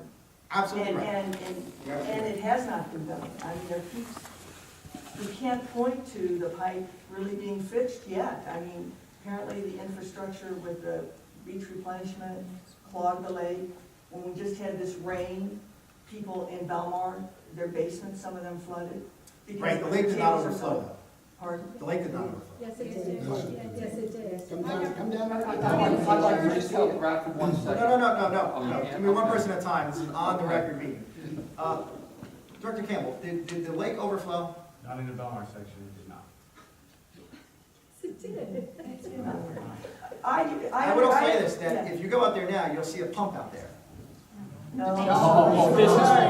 Pump didn't work. They took it away. It's gone. Well, the county gave us a pump. And So they took it everybody- away. Took it away. Now, let me tell you this, and this was one of the concerns I have too, because we were promised, I mean, I talked to Colleen, I talked to Mike about that the pumps would come. Now, not with the storm, but when this pump came, and I thought that was really good, because, you know, heavy rain, who knows, pumps come. But it didn't really help because the pipe didn't work, so it didn't make any difference. And my concern, this is another concern about not fixing it right away, is that will this really work in a storm? Will we really be prepared? If that outflow pipe doesn't work, then we're in trouble. And it may be Spring Lake's responsibility, but I think we should put pressure on them to get it done. And I think that if we're going to be flooded and we're going to have to deal with this, we can't just say, well, it's Spring Lakes, and so therefore our residents couldn't do anything, and we now are in Taylor Pavilion, you know, built and everything, and we have no money. No, I understand that, but I guess I'm repeating myself. Okay, I may be too. There are two completely different issues. They couldn't be more But they separate. affected, listen, you told us in another meeting that the Taylor Pavilion will not be fully covered by FEMA. Correct. Correct. Well, There are, okay, but just saying, there's gonna be taxpayer dollars they're gonna have to pay for the Taylor Pavilion. I'm just saying, here we are a town, and we are flooding, and we need taxpayer dollars to at least look at this before the Taylor Pavilion. To me, it's so critical. I understand it, and And I'm our telling property you, values. right, I mean, and I'm telling you that we are working on that, and we're working with Spring Lake. Lake Como doesn't have as much input, and you gotta understand, if we had a project together and we bonded for it, we put everything on hold, and we bonded for it, it still wouldn't fix the problem. Why? Why not? Because we cannot go on the property of Spring Lake. Yes. We have to, Okay, can I say? hold on a second. Okay. If you shout out from the audience, you're gonna be removed.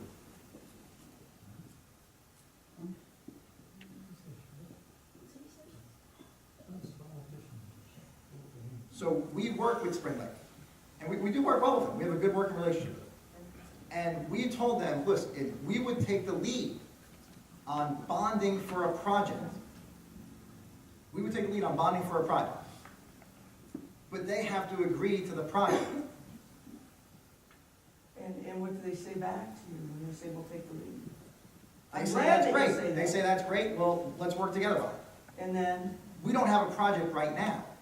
They don't have a project right now. We told them, again, we would take the lead on it. But to say, you know what, we're not gonna do other things in town.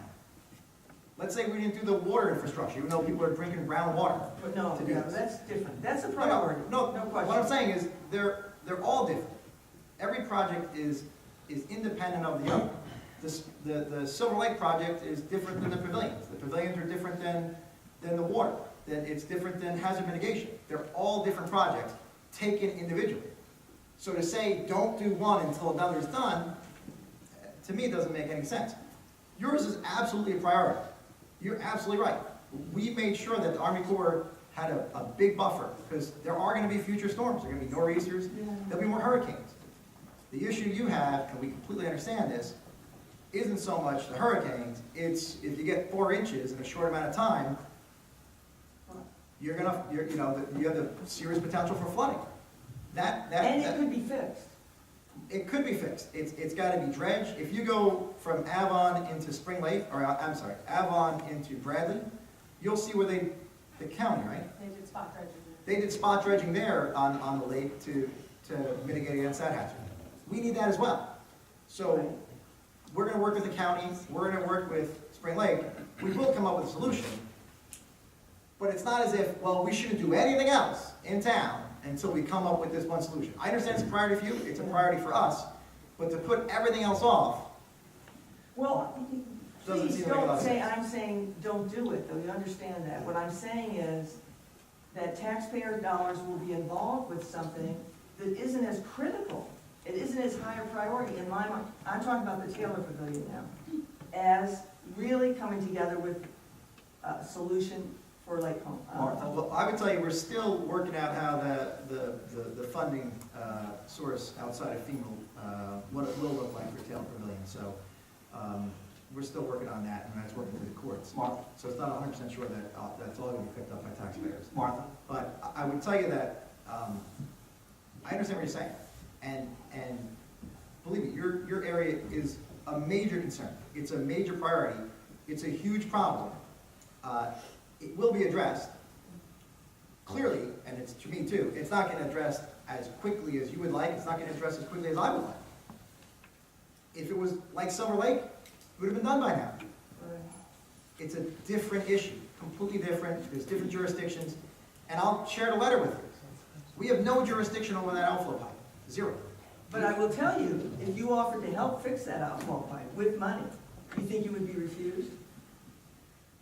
We have In to other work with words, Spring Lake. Isn't, even though they're responsible for it, don't we have to share in the funding of fixing it? Forget about sharing, we would take the lead on fixing it. We would take the lead on funding the fix, but it's, at the end of the day, it's their property, it's their project.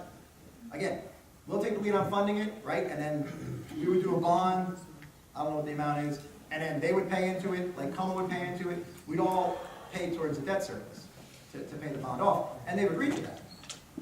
They have agreed to that. Yeah, they've agreed that we're gonna share the expense. Until then, they're gonna extend the pipes closer to the lake, those gooseneck things that come out of the ground, to make it easier for hookups. We're gonna spend money on basically on a retainer to have pumps at the ready for us, so we would never have to wait for them. You know, in Sandy, one of the problems we had was we had to get pumps from like Michigan, we had to get pumps from all over the place because a lot of them were already taken. A lot of them went to New York City, to be honest with you, to pump out the subway. So in this case, we're gonna have them at the ready, we call them up, and we'll even do it in anticipation of a bad event. We'll say, you know what, let's bring the water level down.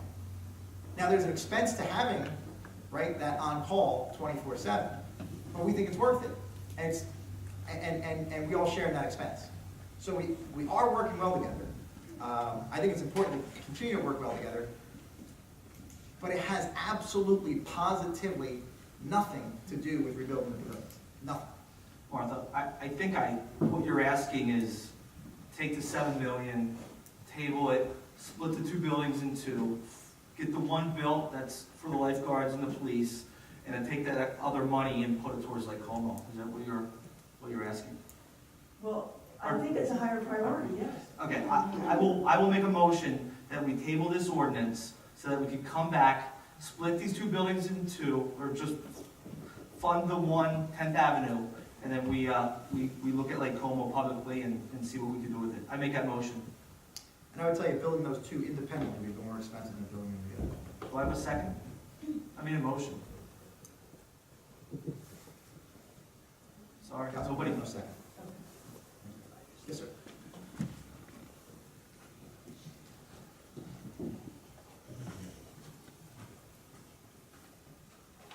Good evening, Mayor, Council. My name is Richard Seidel. I live at 2010 Surf Avenue, Belmar, New Jersey. The residents up at the south end of town respect everything that the council, Colleen, is doing. What we want to try to just get across is we're trying to unite Belmar to get Lake Como done. We say we have an interlake agreement. I'm going to just take a few minutes. We have an interlake agreement. Mr. Campbell says flooding in the area was not affected. I placed calls in. This is no reflection on Colleen, Public Works of Belmar at all.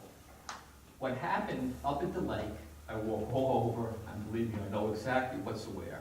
I placed phone calls to everybody. I've spoken to Peter Pirro, who's done an unbelievable job. If it wasn't for him, we'd be shoveling our hand and have buckets of water out of our homes. This past flooding of this lake, okay, the pump. I called the township here. The pump was removed. The county pump was removed. The lake still was at its high point and above the bloodshed. I agree. Okay, now let me finish. All I wanted was a response under the interlake agreement. Why was not the borough, everyone here, Just address council. not notified? Okay, that the pump was removed. Why wasn't it used when the lake was so high? Maybe Mr. Campbell can answer that to me. Why wasn't it turned on? It would have drained the lake much faster. No one can give me an answer. I don't want to play speculation on this. We want the Taylor Pavilions built. We want everybody to get things funded, but we're concerned where I disagree with what you said, Mr. Doherty, and maybe council can weigh in for a change, so it's not always Mr. Doherty. I disagree. This project could affect us if we have to pay money. And if we have to pay money, it becomes a debt service interest. And if we don't have that money, we cannot get a bond. That's all I'm going to say. Well, I would tell you real fast. Okay, sure. If you remember the boardwalk, zero tax dollars were put into paying for the boardwalk. Yeah, and I commend that. Paid for by, will be paid for by FEMA and donations, and the rest of it is on the beach utility. We are currently trying to, we're working through the courts because people are suing us because they don't want the beach utility to pay for it. They want you to pay for it. Right. I want the beach utility to pay for it, just like the boardwalk. That will have no impact on what we bond or how much we bond to fix the problem at Lake Como. It has no impact whatsoever. We are going to bond to fix the issue at Lake Como, to mitigate against future flooding. We are. Don't know how much it is, but I'm telling you, we're going to do it because whatever the cost is, it's a lot less than, the problems you guys are having. But we need a project. We can't just, we need estimates on a project. We need a project. This letter came out the end of last May. I was just giving it to me now. Now we know who owns it. FEMA requires that if you want to get a project on their project worksheet so it's eligible for funding, you got to tell them who owns it. So we tell them we own the pavilions, we own the debris, we own the water having pumped out, we own Silver Lake, You know, we got money for streetscape, because we own, you know, the sidewalks on Main Street. In this case, no one, until April 22nd, 2014, there was a dispute over whose jurisdiction that outflow pipe is. Now it's been settled. That's a big step. I mean, you can talk to Peter, it's been insane trying to figure this out. And again, had it all been ours, this would have been rectified a while ago. I guarantee you. No question. The only thing is I would like the people on the council to roll up their sleeves and help Colleen and Peter put pressure on Spring Lake. Rich, I think if we would have put the amount of time and money into your lake as we did the Taylor Pavilion with the 2 stories and the lawsuits and all that, I think it would have got done by now. Well, my opinion, just my opinion. Nah, you can't say that. Look, we've spent a lot of time on Lake Como. The reason why we spent so much time on the pavilions is because there are people in town who have tried from the very beginning to stand in our way from recovery. It's on the record. So, it has nothing to do with it. Colleen takes a lot of time at Lake Como. You'll see Mike down there a heck of a lot. We work with their administrator. We used to work with SMRSA, but we thought that was going to be the answer for a while. That's not the answer. They moved on from us. The 3-town agreement is useful in a way, but really it comes down to who's got jurisdiction over the pipe. That's been settled, so now we can move forward. One last comment, just real quick. The improvement that they're going to do is for $85,000 with an extension of the pipe a foot. Sir, you gotta just address the council. Oh, I'm sorry, I didn't know. Okay. Let me retract so I'm clear. Sometimes I thought my age could keep going. From what I can understand, okay, what they're going to do now is just to extend the outflow pipe. Okay, and this is for me, okay?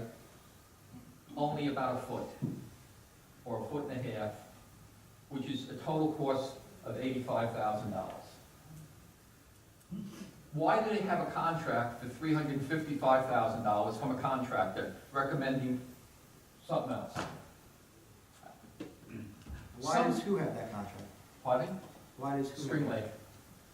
Mr. Dempsey? No, I know you can't answer this. I was like, we can find out for you. You know, in other words, these are my questions. And I just want somebody to basically, you know, Peter can't do it alone. Peter's one pair of eyes. Colleen's one pair of eyes. We need all people who are as intelligent as people that are sitting on the council to focus and just see what's also wrong. Compare just like you do your due diligence on the budget. Have someone at least take a look. And so the pitfalls can be addressed so we're not going to have this problem. That's all I really want to say.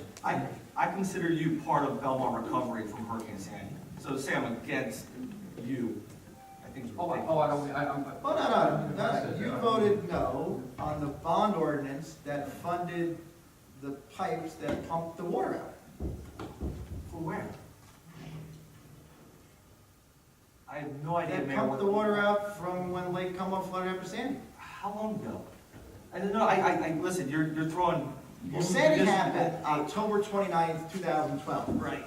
For about a week after that, we pumped water out and we cleaned up debris. Wait a minute, that was From the Bridges no. neighborhood, Surf Ave, North Boulevard, A Street, B Street, Ocean Avenue.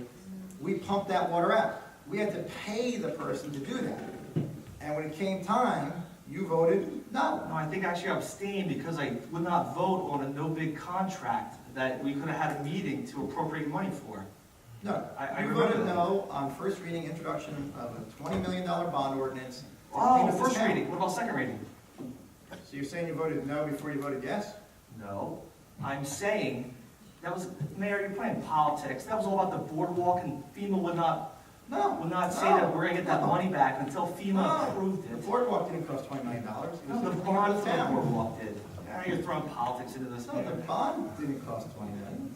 The total bond for $20 million was for cleanup And the boardwalk. and the boardwalk. Yeah, and then when You the voted FEMA no. man sat there and told me that this is acceptable for FEMA, I accepted it. I will not take your word, Mayor, anymore. Colleen, why wasn't That's the fine, but you pump voted no. used? First,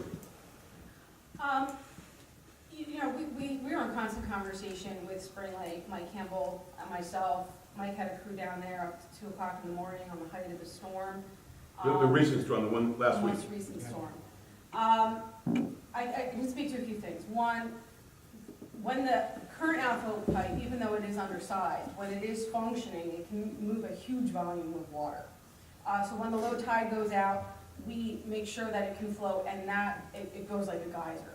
So we can move a massive amount of water by tide. Now, the repair that Mr. Siddall mentioned is to repair a section of the outflow pipe to make sure it can continuously run. This has been a very late. Even during high tide? Even during high tide, it's very difficult. We're fighting the wave action. It's very tough with that pipe. But at low tide, it just flows. The pipe was damaged, so it's been a very labor-intensive process with Spring Lake down there digging out the bottom section of the pipe to make sure that it flows out.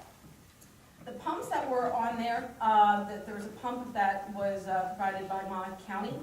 I found out about the same time, probably Mr. Siddell found out that the pump was removed Friday afternoon. By whom? The county took it back. They had emergent flooding in other areas, which was creating landslides and some road floodings that they needed to pull that pump for. What I've been told is that the reason why the pump ultimately wasn't turned on is that there was a permit needed to be applied for from DEP to extend from where it emerges on the east side of the seawall. Otherwise, a permit would have needed to be applied to extend that pipe down to the high tide mark. If they had done it without that permit, or without that pipe extension, they would have eroded the beach that was just replenished, which I understand we're talking catch-22 here, because we fought to get replenishment. The pump could have potentially wiped it away. Again, through constant conversation between Mike Campbell, myself, Brian Dempsey, and their DPW, we felt that we could manage the height of that level. And Spring Lake said that they could manage the height of that lake through whooshing out as much, I don't know if that's a real word, sorry, moving as much volume as possible at the low tides. They were largely successful. Did residents have water in their basements at the end of the day? Yes, and that happened in several areas in town. It happened in Silver Lake. Yes. So I had water in my basement. Yes. We were able to keep the lake within its bank, which was positive. We saw some upflow through some of the catch basins, but it was mitigated very quickly. Again, as low tide came in, we moved the water out.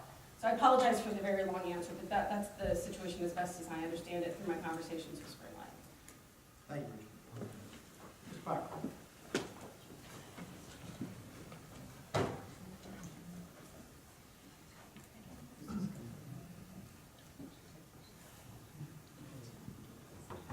My name was used, Peter Pyro, 300 North Boulevard. I'm not The famous Peter Pyro. No, infamous. Anyway, this is obviously not the appropriate time because you've got this. This is on this ordinance. I know, but since my name was brought up. You can come back at the public portion. This is simply on the ordinance for the. Like 2 sentences, it might make people feel a little better. Okay. I spoke with Peter Pyro, 300 North Boulevard. I spoke with Brian Dempsey this afternoon. He has an excavator on site and 100 feet of pipe ready to roll. He's waiting for FEMA's approval. That was developed within the last 4 hours ago. I have communicated with U.S. Senator Menendez. His office finally got back to me around 2 o'clock this afternoon. He says, their office says they'll work with Brian Dempsey to try to get FEMA's approval for that 100-foot extension. It's not absolution, but it's at least going in the right direction. Thank you. And by the way, let's thank Peter for all of his work. He really does.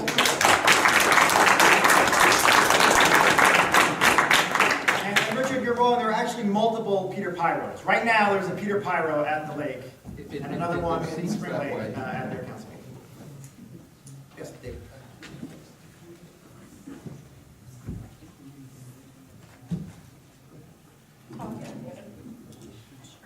David Shack, David Shack, 302 C Street. This bond is a general obligation bond, right? Correct. So I think, if there was to be a bond, to fix Lake Como, I think, it's relevant, because that would also be a general obligation bond, is that right? That we can't put that to beach utility or any water utility, it would have to be a general obligation bond as well. So to act like they're really just two completely separate issues. Well, they are two completely different issues. Yeah, but it's money coming out of the same pot, like, even this administration, isn't just spending money like they could print it, you have to be, consider, you prioritize your spending, right? You prioritize spending, right? There's things you would like to do that you don't do, right? And we're very cautious on how we spend our Right. dollars. That's why we have no tax increase for 4 years in a row. Okay, good. So, that's what I'm saying, that it is relevant, so it is relevant. If someone says, well, why are we spending money on in a recreation center, basically, when, people's basements are flooding? No, But, it's not relevant, but we'll agree to disagree. okay, thank you. The thing is, that if we wait for Spring Lake doesn't flood from Lake Como, really. If you go down there and you look at it, look across the lake, they're like way up, so they're gonna drag their feet. I don't think, that we should be waiting. Did you just hear what Mr. Pyro said when he was at the microphone? Yeah, I heard what he said, but we've seen from past experience that Spring Lake does not seem to be particularly enthused about doing this, and, from their perspective, I can understand it, because their citizens are not at such great risk. Well, let me just make this point real fast. I would disagree with that. They have 4 pipes going underground. Yeah, okay, Spring Lake owns the pipes, right?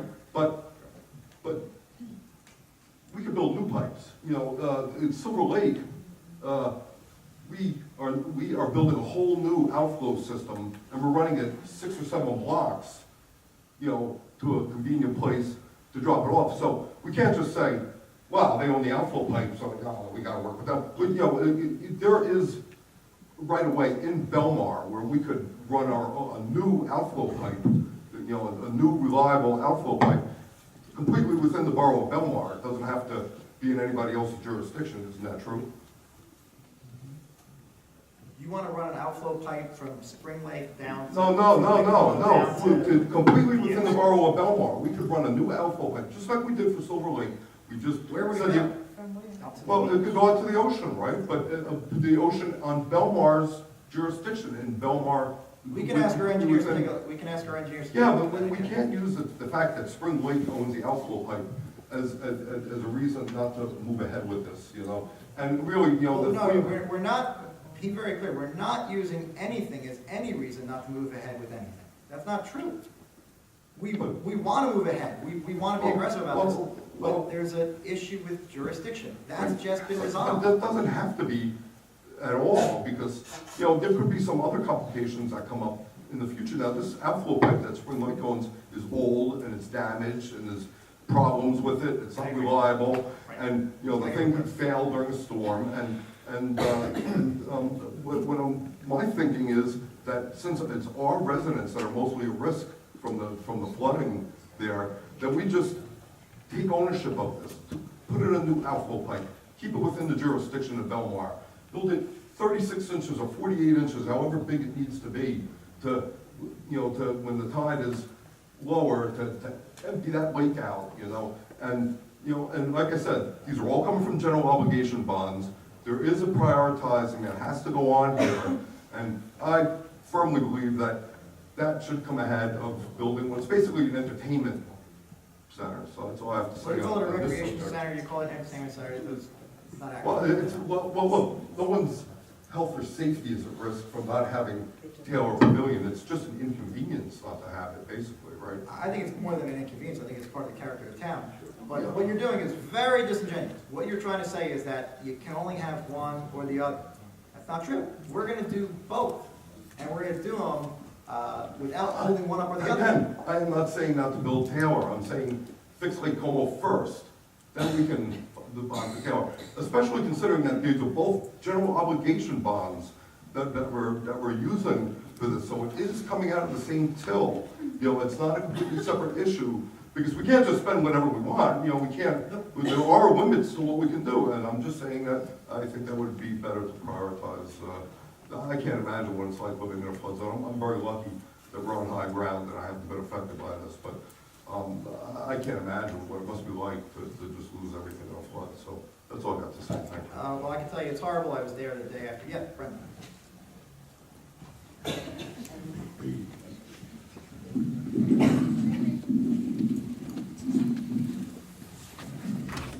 Reverend Reed, I'm speaking to urge you to vote for this ordinance. The pavilions are an iconic part of Belmar. The pavilions help define our beachfront and our community.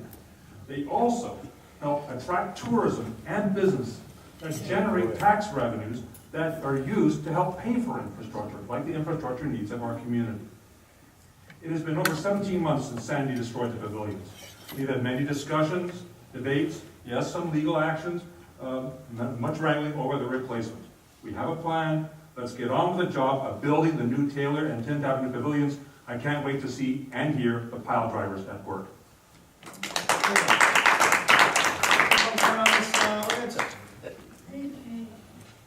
Yes, Gene.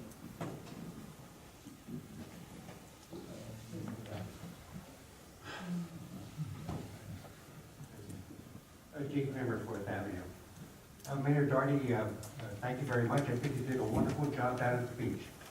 It's Public Works putting up, getting prepared, putting up the creature comfort facilities. I think it's great. I don't think Belmar Beach, I've lived here for 42 years, I don't think the beach has ever looked better than it looks right now. Very good job.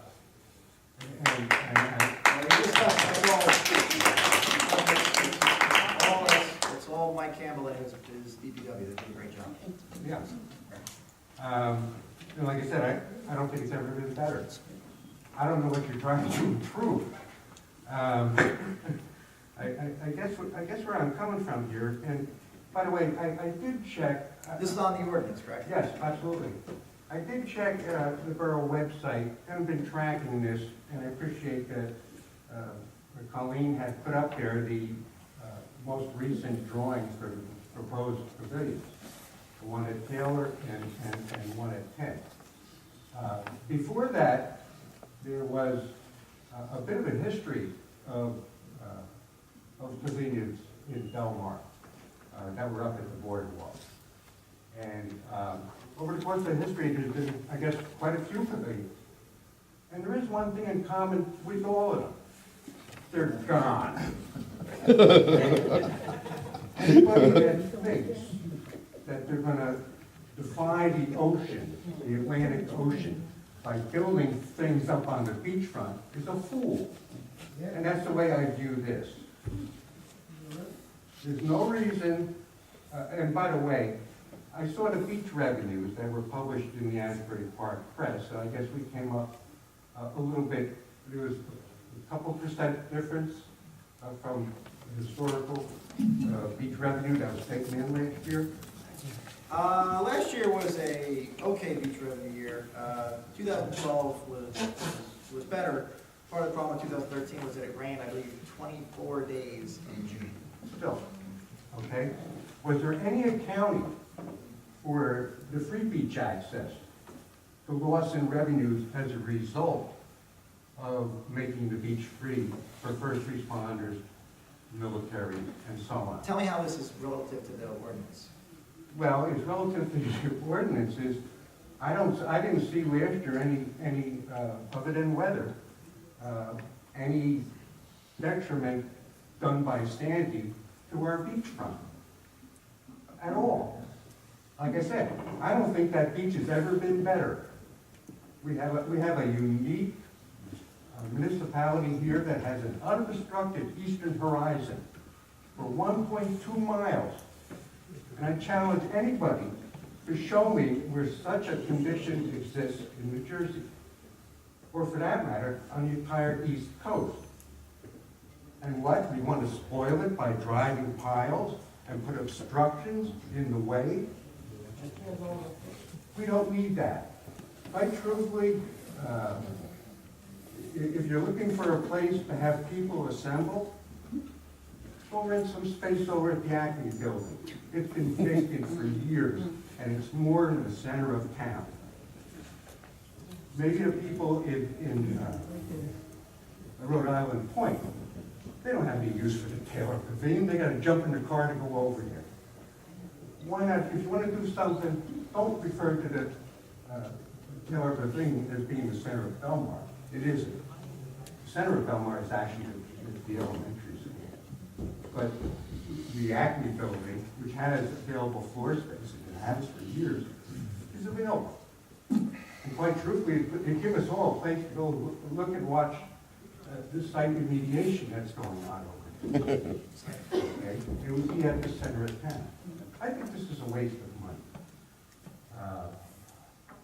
I think that Belmar residents and the people of Monmouth County and the traveling public can enjoy that beachfront there with an unobstructed eastern horizon for 8 months out of the year. Why not do what we're doing now? Put up there what we need for the tourism in the summer, and then take it off. And put it in safekeeping someplace. Put $7 million down there. It's a waste of money. I had a couple of other comments here. This ordinance was introduced on 4/1/14, am I correct? It was at the last meeting? We'll take your word for it, sure. Okay. On 4/1 then, a 45-day statutory clock started pursuant to NJS 40:55B-31. That 45 days is still ticking. For that reason, quite truthfully, and others, I have an objection to Mayor and Council taking any action on this. Mayor, can I comment on what he said about the pavilions are gone? Sure. The 10th Avenue Pavilion, which was there since the original 10th Avenue Pavilion, was burned down. It wasn't destroyed by a storm. Fire in 1967 or so, a fire. The 8th Avenue Pavilion, that was gone, was arson. Someone burned it down in 1978. The 5th Avenue Pavilion that was destroyed by a storm, which was originally Gordon's Pavilion, arson again. Fire destroyed it. People destroyed it. Not a storm. Know your history. 13th Avenue Pavilion that was just lost has been up there since about 1929. No fire. No fire. If it wasn't for a fire, no storm destroyed 13th Avenue Pavilion. Gene, that's been there for 70, 80 years. Do your history. Storms didn't destroy those pavilions. People did. Still gone. Fire. People. Get rid of the arsonists, and those original buildings would still be there. I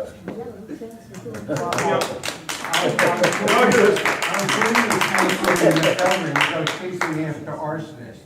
He's in jail. And when are we going to... They got him. The guy that did 8th Avenue and 5th Avenue, he's in jail. Same man. Thank you. They're gone. Fire. Not storm. Not hurricane. Whatever reason, they're gone. You're right. Thank you. Bingo. Yes, ma'am. Gone is gone.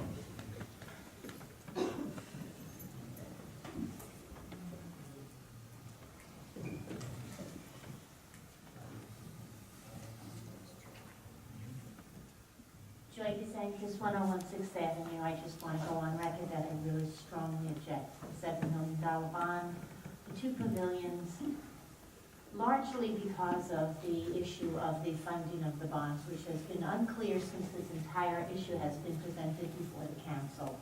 Initially, the mayor told us that 90% would be paid by FEMA. And that was the first bonding, I think it was, I'm not sure. Then it was changed to 75% was going to be paid for by FEMA. Then we abandoned FEMA and we announced the Beach Utility Fund was going to pay for the building of a community center and our safety building in its entirety. So clearly there's some kind of confusion with either your interpretation of how to administrate a town or how you explain it to the residents or don't explain it to the residents.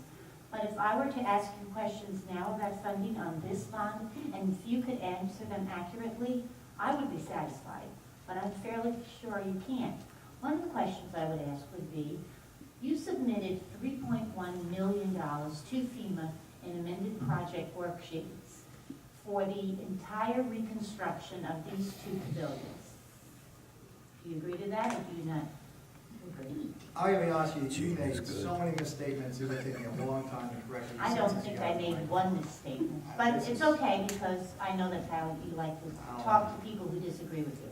But let's move on. You do have a 3.1 amended project worksheet for the two buildings to be constructed, brand new, meeting hurricane and new municipal code standards. So why are we paying a contractor $4.9 million to rebuild these? It doesn't make any sense.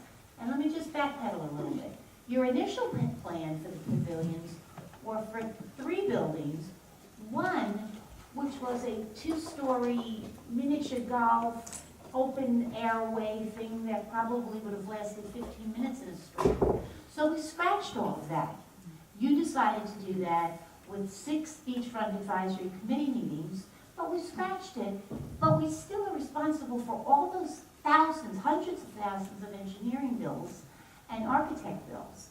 Now for this, my second question to you is, what's the engineering cost for this? Including the architect. You've already made so many misstatements. I know. I can get you that information, I'll have it in front of You can't get me that information because I've already asked for it, I've offered it twice, and it seems to be unavailable. So I don't know how you're gonna get it to me, but I would love you to get it to me. I would love you to respond to residents that, through Oprah, ask reasonable questions like, what are the costs for the engineering and architectural invoices for this particular project? Well, I would say we respond to Oprah requests all the time, but a lot of your Oprah requests are just nonsensical. You know, Oprah means Open Public Records Act. So people ask for records. They'll ask for invoices, they'll ask for bills, they'll ask for reports.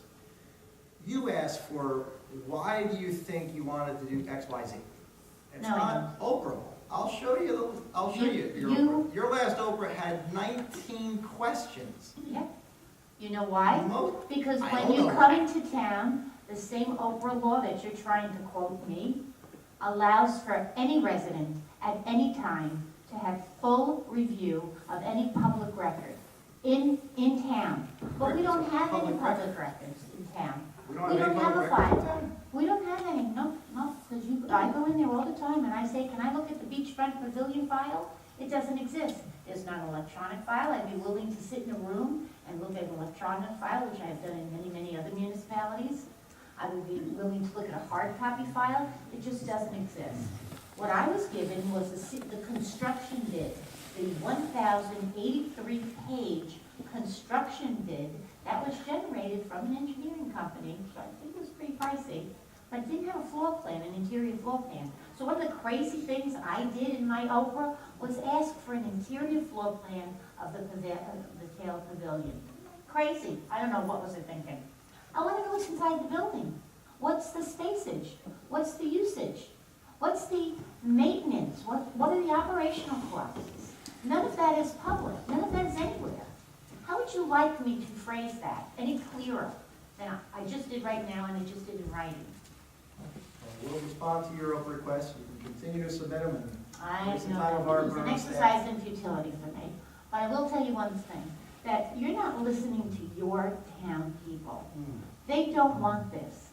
I don't want a $7 million bond. I want the safety building built using the $485,000 down payment that we got from the insurance, because unfortunately that was the only building that was insured, and why you aren't actively pursuing and there isn't omissions for your risk management company is beyond me for the remaining 3 buildings that were uninsured. But take that as your down payment, take a couple of $1 million bond, and build the building, build it tomorrow. And then tell people what's going on in the Taylor Pavilion. And stop the Taylor Pavilion until the Lake Como issue is addressed. And that can all be done by a referendum initiative petition with just 314 signatures to stop this bond and to ask that you put it before the people. Do they want to separate the two buildings, which would not be more cost effective? I don't know where you got that from, than putting them together. Separate the buildings, do the 10th Avenue, bond for that, address the Lake Como, stop making it sound like it's a challenge that is insurmountable. You're a nice guy, you deal with everybody. We have shared services with everybody. We can't get a yes from Spring Lake that they'll help us out here. We can't subrogate, the families can't subrogate. You can't encourage the families that are flooding to organize and meet in some of these meetings, that you're unsuccessfully unable to come to a conclusion with Spring Lake. You're reading a letter that's a year old and waving it around and saying, I just found out that we don't own it. Did you say it was made from last year? No. Maybe I was wrong. This year is 2014. I didn't hear 2014, I thought you said. You know this year is 2014. No, I don't, because you're an insulting This person, was and that's how from you operate. April Any person 22nd, that disagrees with you. 2014. I'll give you a copy of it. Okay. You don't even have to. Okay, I misunderstood you. I thought you said we got this last year. No, you misunderstand a lot of what I say, Joy. And I'll tell you this, and I know that you went out to Trenton and you advocated against the will of the borough of Belmar, and you tried to get the local finance board to vote no For on an working. emergency appropriation that It we wasn't an can emergency afford. appropriation, it's another mistake. It was waiver of down payment on a $7 million bond. As an emergency appropriation. It's not an appropriation. I mean, if you're gonna come up here and speak publicly, you gotta have your facts first. You don't You have your went- facts correct. I'm telling you, you went there and you made your case. The local finance board unanimously disagreed with you.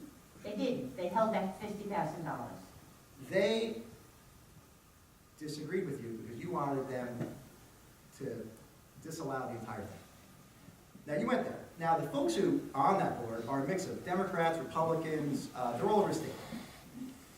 And I gotta tell you that when we talk about recovery, we talk about recovering the beachfront in particular, we have a tremendous amount of support throughout the state of New Jersey. From the Republican freeholders of Monmouth County to the Republican Along with state myself. legislator that covers it, to the governor. Now, I understand you want to stand in the way, you want Why would I to want to do sue that? us. Why would I want to do that? I don't know, but you are suing Because us. it's near your house and it's gonna block your view of the ocean. You went out to, never you got went out this there to, before, Brian. ma'am, we can't speak over each other. You went out to Trenton and fought against what the governing body that was duly elected, the majority of us want to do in town to recover our beachfront in the aftermath of Sandy. And I can tell you, I assure you, you are not going to stand in the way of us fully recovering the beachfront from Sandy. Well, No I one is going to stand in the way. You may want to get in the way, and we may have to go around you, or we may have to go through you. But rest assured, you don't have any support outside of whomever you can get together to stop our recovery as a town. The borough of Belmar is gonna, just like we rebuilt the boardwalk, just like we worked with the Army Corps of Engineers to replenish that beach, we're going to rebuild those pavilions. And I understand you want to divide and say, well, yeah, but you shouldn't do that. And if you do that, that means you don't care about the people in the southern part of town.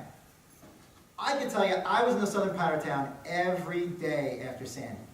I was the one that people begged, you got to get pumps here to pump this out. And we did. People begged me. I went out and I begged for it. But who And wouldn't we do were that, successful. Mayor Dougherty? You're wearing No, that no, like no, it's no, a magic cape. No. Who wouldn't want to pump out the water after Sandy? I don't think Enough it's a magic already. cape. No, it's You not pumped right. the water, we applaud you. My point is this, for you to try to divide and say that, well, you know, if the governing body wants to rebuild the beachfront, they're doing it at a disservice to the people in the southern part of town. You're absolutely wrong, just like most everything you said was wrong since you've come up here You can and recall started one talking. thing that I said was wrong. I invite you to, one thing. Sure, I never said that the Taylor Pavilion was going to be rebuilt at 90%. We always thought it was 75%. We were hoping for 90%. 90%. It's You got documented, 90%. it's documented, Mayor You Darrell. got 90% on It's debris documented, removal. I will get back to you on that. FEMA decided themselves that it's going to be 75%, and I never said 100% of it was going to go against the beachfront. We talked about how FEMA would kick in money if they didn't kick in money. We were put against the beachfront where I think the cost should be. These are taxpayers. I don't think they should pay for it. You are suing us, stating that we should pay for You it. said the beach You're utility fund awful was for going. taxpayers. You said the beach utility fund was going to fund our community center.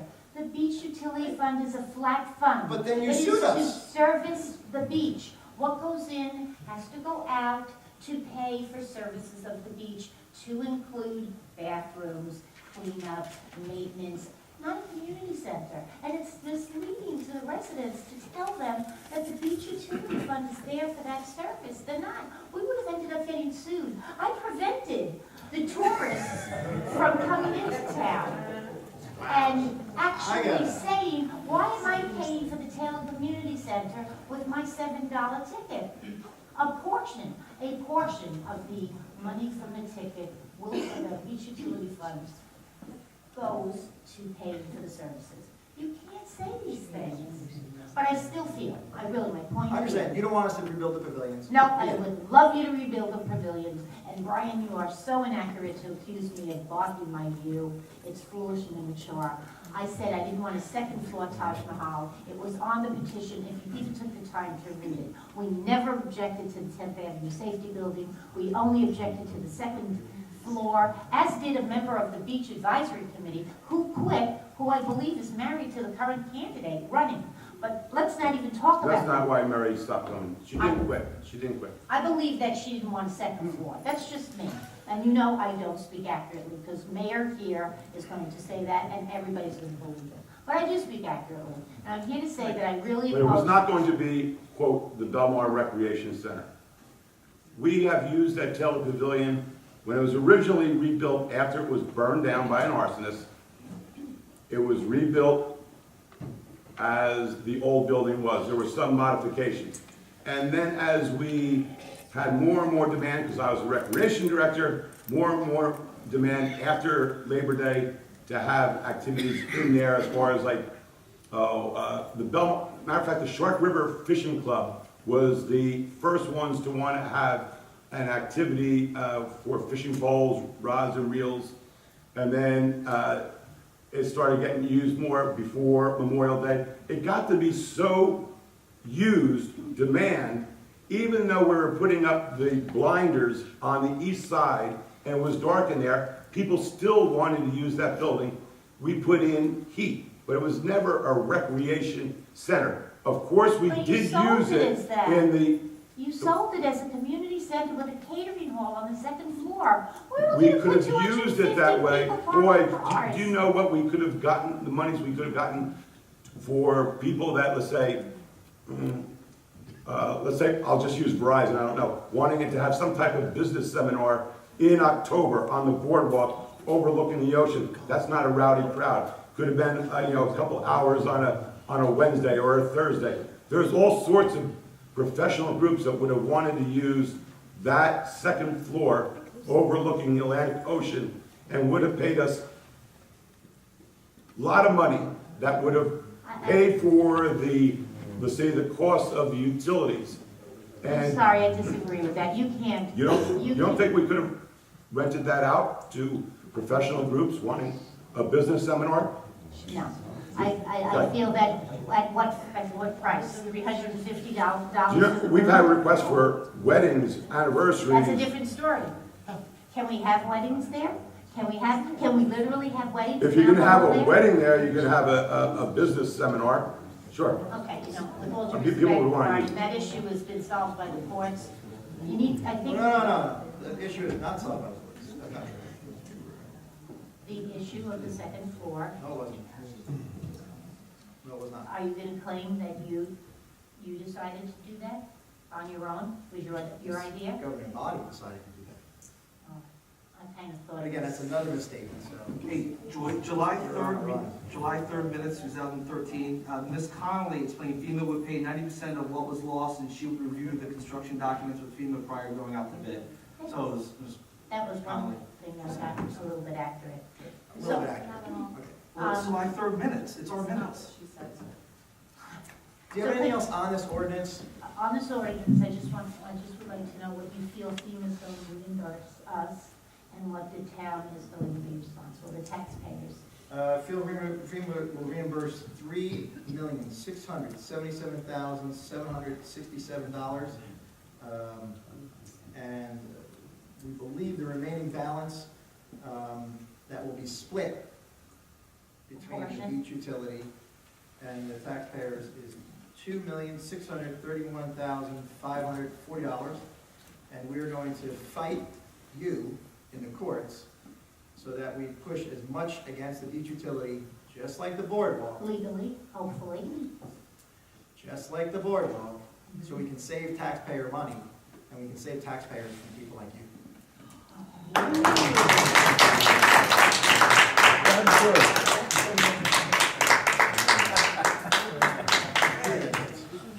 No, I can talk again because I want to address something that's come up since, On the ordinance? yes. All right, go ahead.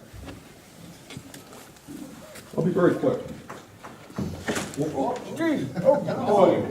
Here's my water. Watch your step. First of all, I just want to say that, you know, if these buildings are coming at a reasonable price, and I've been writing about this quite a lot, $7 million seems like an awful lot.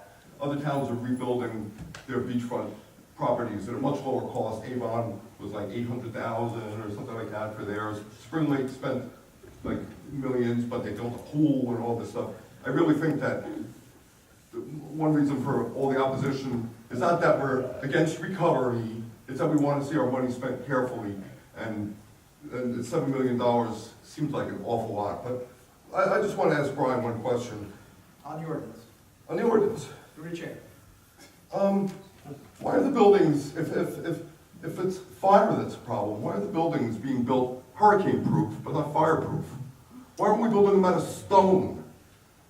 Well, first of all, glad you asked that, because the 10th Avenue building burned down in the 1960s, and they rebuilt it with stone, and with the salt air, it pitted. And the reinforced cement there rusted away, and it lost it.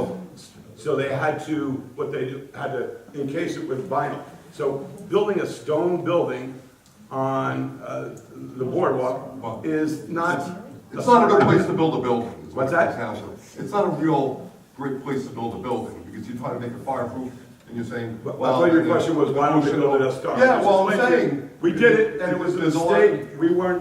I wasn't part of it. Why are we building it hurricane-proof? What's that? If the ocean is in such great danger to it, why are we spending all the extra money? Why wouldn't you? Why wouldn't you make it? The hurricane's gonna come, the hurricane's gonna come. Oh my goodness. It's right there on the beach, make it hurricane-proof. Mike, Silly. on the ordinance. Yeah, is anybody else going to?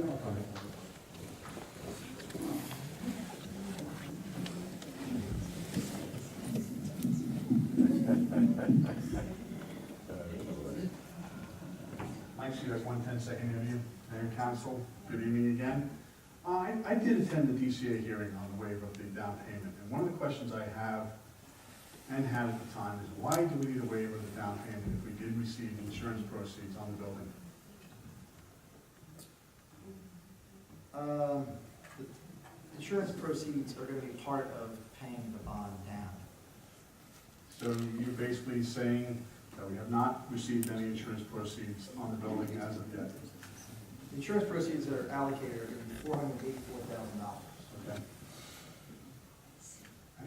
Again, the question is, have we received that money? If we received that money, wouldn't that money suffice for, have covered the... What's the difference, or is putting it towards a bond or using a down payment? Well, It's still going to... if we don't have it, we don't have it put down. Oh, If we received it and the money is designated towards the buildings, it should You be... can find out for you from the insurance company. My guess is the insurance company would pay you if you rebuilt it.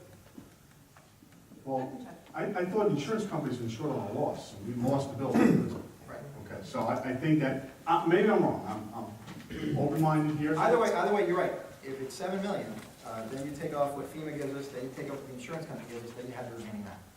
But if we had that. If we had the 400,000 approximately, Mayor Doherty, I don't know the course on the exact figure. 484,000.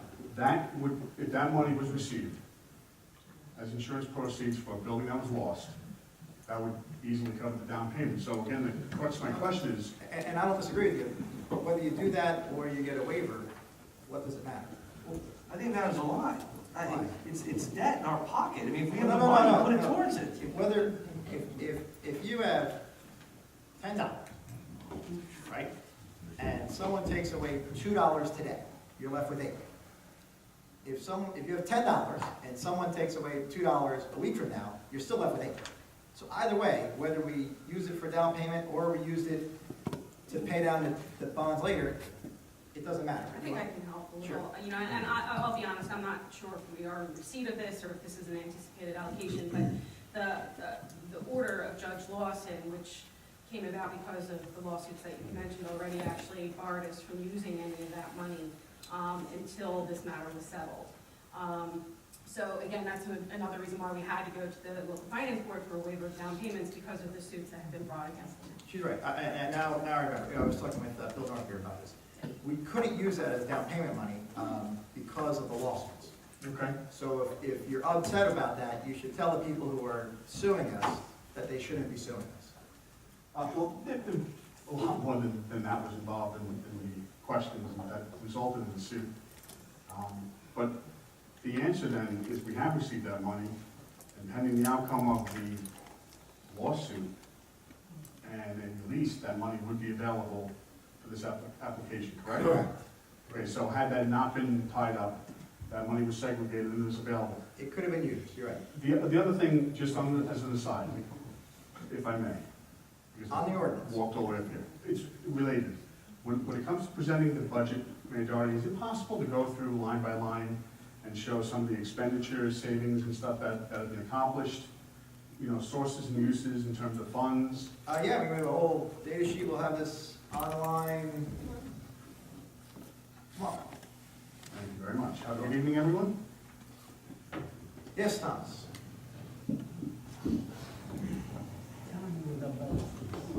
This is great. Tom Bolker, 301 4th Avenue. Mayor and Council, I am a town resident, and I want you to build these buildings.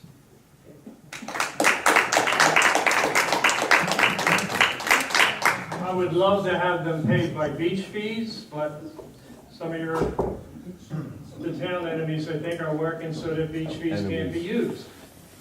I see the logic of that, because I think we should be using beach fees for other elements of town. When you go from 5 to 50,000 people, you've got to have impact on infrastructure. But we're not allowed to use beach fees for infrastructure. But I think we should be. I think we should be fighting for a greater use of beach fees. And yet there's a group going in the opposite direction. It doesn't make sense to me. However, be that as it may, I will be happy to pay my fair share of taxes for these buildings. Thank you. Can I ask you a question? Can I ask you a question? Do you understand what the law, how the law is involved with the beach utility? So fight it. Well, we did.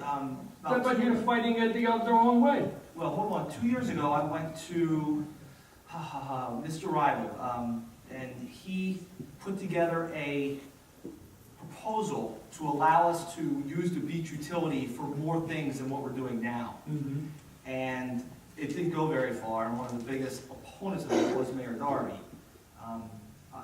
Look, I'm not, so we did attempt to find other ways to use this money, because by law, we're not allowed to. I mean, we could just say, screw you, state, and if we get sued down the road, but I don't think that's a very good, way to do it. And Why are you fighting for a stricter interpretation of the use of beach fees? Okay, Why are you fighting for a broader interpretation? Because 20 years ago, we actually have a lawsuit that spells out what we're allowed and not allowed to do. So I'm going off of that lawsuit. That's what I'm reading that lawsuit and interpreting.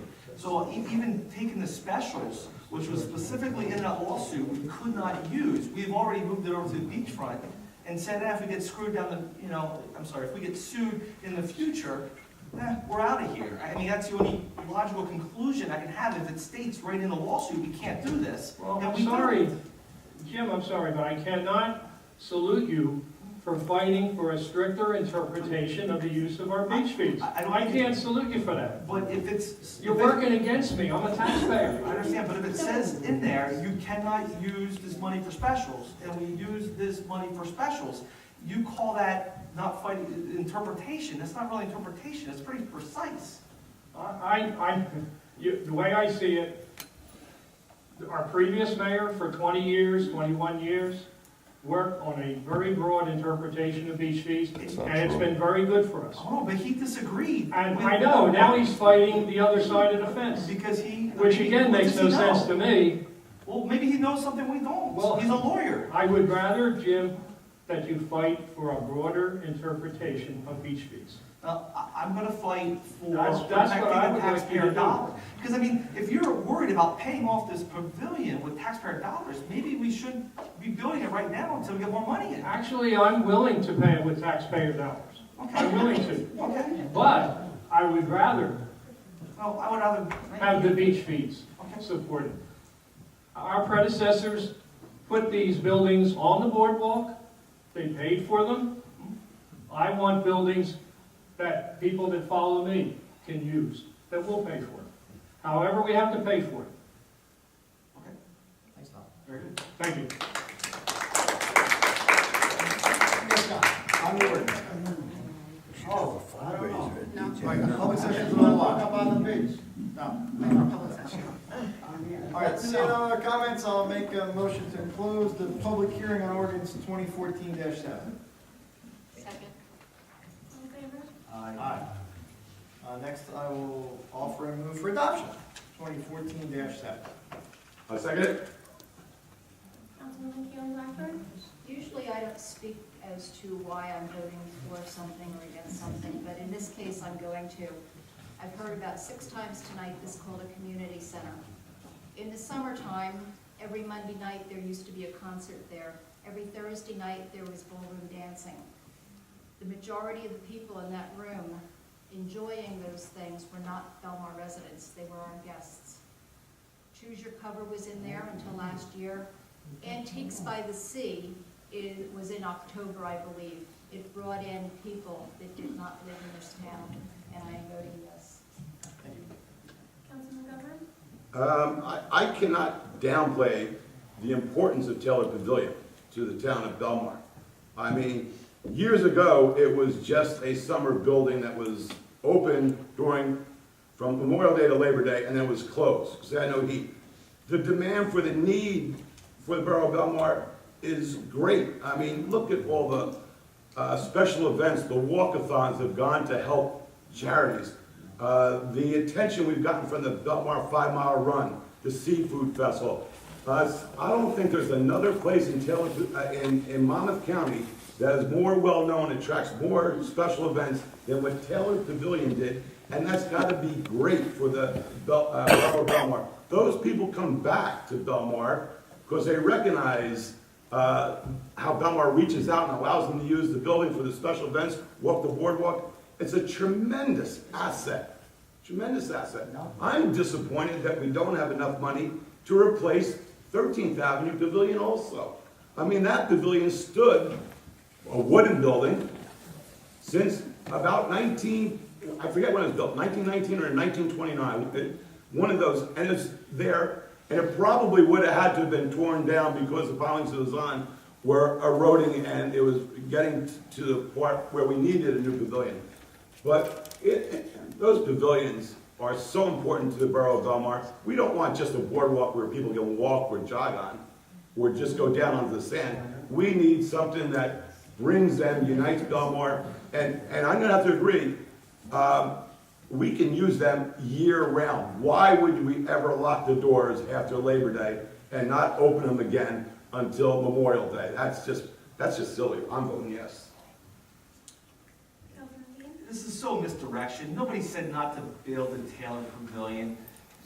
It's 2 buildings, you split them up, you bond for the tent, for the fire and the safety, you fix Lake Como, and then you build the Taylor Pavilion. That's all we're asking, and they're trying to make it sound like we don't want this building built. No, we all want the Taylor Pavilion built. It's all about timing and priorities. I vote no. If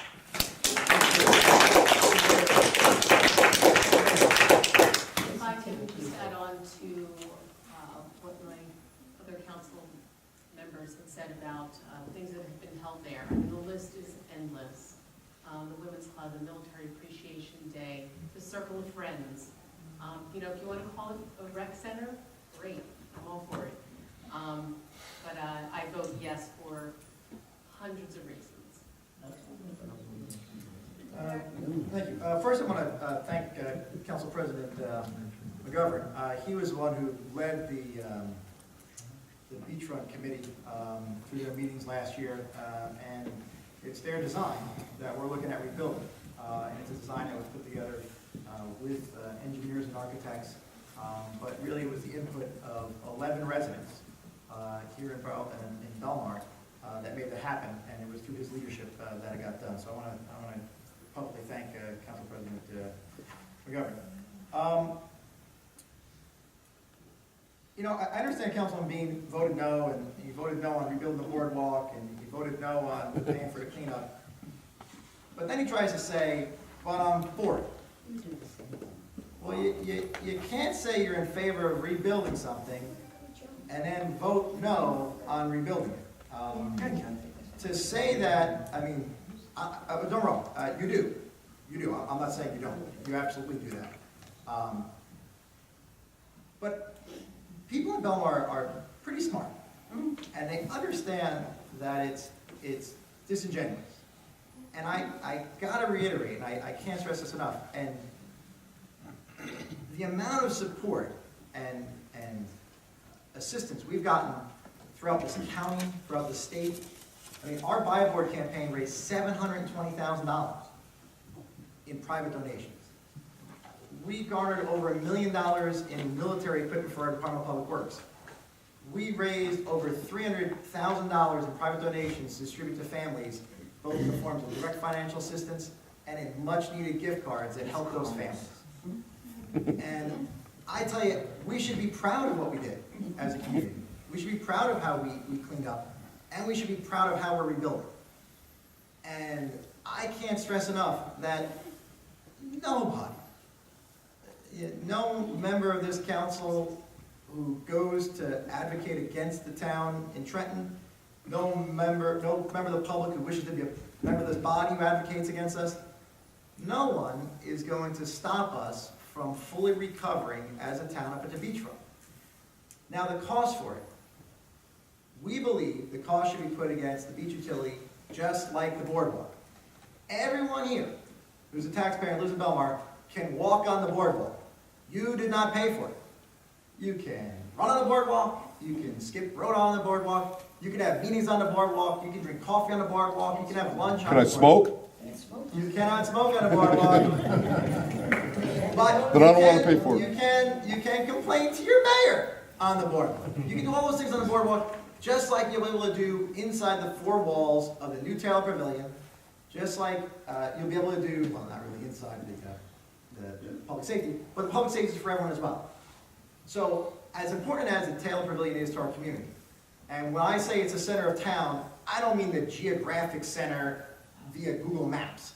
I mean a place where people come, where people get together, where we have concerts, where we have events, where people look forward to going to. People love sitting outside on the west side, if you remember, we had those rocking chairs. It's an important part for our town, but it's open to everyone. Therefore, we think that it should be put against the beach utility. No one outside of Belmar disagrees with us. The only people who think that the taxpayers, you and me, should be footing the bill for a building that everyone's going to use, just like the boardwalk, are people in town. Think of how crazy that is.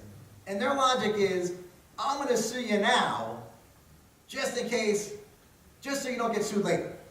So in other words, I'm gonna trip you as you're walking out of your house now and skin your knee, just so no one else does that later to you. How does that make sense to anyone? Fortunately, it does make sense to some people in town. Those are the people that are standing in our way. I can rest assured, and I want to make sure I'm very clear on this point, no one is going to stand in this town's way of fully recovering from Sandy. That's our beachfront, that's our homeowners, that's assisting people, and we will fully recover.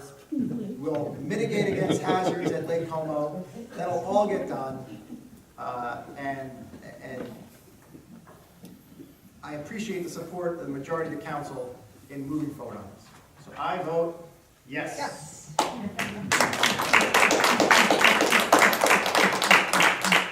Next, ordinance 2014-8, ordinance amending and supplementing chapter 37 beachfront and marine regulations of revised general ordinances of the Borough of Belmar and the County of Monmouth, New Jersey, section 18-2 beachfront regulations. This is the ordinance that will completely prohibit smoking up on the beachfront and the boardwalk, the sand, everything. 24/7, 365, no smoking at all in the beachfront. This is open for public hearing. If anyone wants to comment on this ordinance, please raise your hand and wait to be called. You already told the press you were passing it, so I don't want to waste my breath. For the record, David Schneck is opposed to this. However, one thing people ask, and I think it still would be permitted, are e-cigarettes. That's something that, it's not the litter like little cigarettes, and it's not the pollution. So, David, if you'd like to smoke e-cigarettes on the beach, I think you'd have no problem. That's very kind of you. Anyone have a question, or, yes, Gene?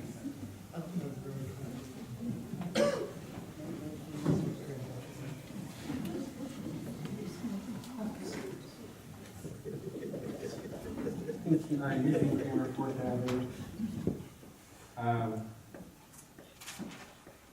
change is here. It says, no person shall smoke any cigarettes, cigars, or other tobacco products in the beachfront area at any time.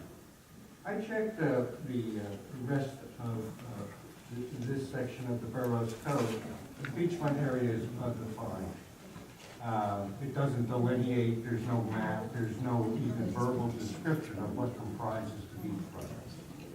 I guess the other question I have here, inasmuch as the borough built more than half of the boardwalk on Monmouth County right of way, has Monmouth County passed such restrictions on the smoking of tobacco within their roadways? You don't know? I don't know. Does this beachfront also include the L Street beach? Does it include the marina? As I'm saying, there's no definition within these regulations. The regulated public has no idea of what area is regulated. It's a good question about L Street Beach. Yeah, I can ask the question about it. We can ask our attorney, and if need be, we'd amend the ordinance. I think we would all appreciate where smoking is permitted and where it isn't, okay?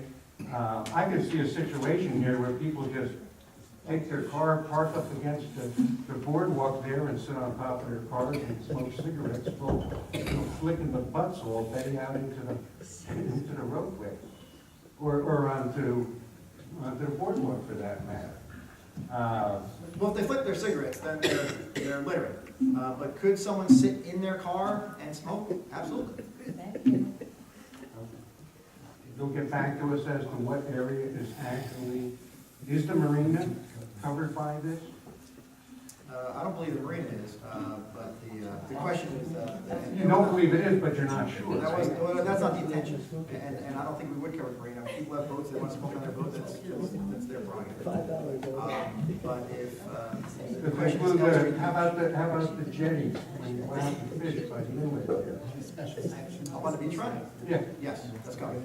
So fishermen out on the end of the jetty can't smoke a cigarette? No. Okay. Thank you. Councilor 1000 River Road. smoked for many years, but I just don't understand why this has to be 365 days a year. Why not just a season? Primarily for litter.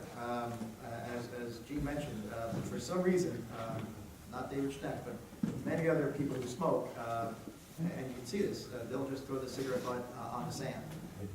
And when we clean the beach, it's very difficult for us to pick that up with rakes. We literally got to pick it up by hand. You know, they do these beach sweeps, they cleanups, and they find more cigarette butts by far than anything else. So isn't it already illegal to smoke on the beach? Right now? It's permitted in certain areas. Is that on the rake out in the middle of the, or is it just way up by the boardwalk? It's way up by the boardwalk, but one of the things we found is, and it's sort of like, if you remember, you used to be able to smoke in a certain area of a restaurant. Now you can't smoke in any restaurants, right? You can't smoke in any bars. When you have it in a certain area, it still doesn't work. It's difficult on enforcing if someone's walking to, walking from. This is much cleaner. It's much more black and white for our police department. Very simple. Once you come off the street and you get onto that brown boardwalk, from there east, you cannot smoke. Well, you just hit on what I want to talk about, in that you're doing this 365 days a year, and now you're claiming it has to do with the litter. All right, granted, there's always litter. People don't field strip their butts, they just flick them out, and nobody smokes non-filters anymore.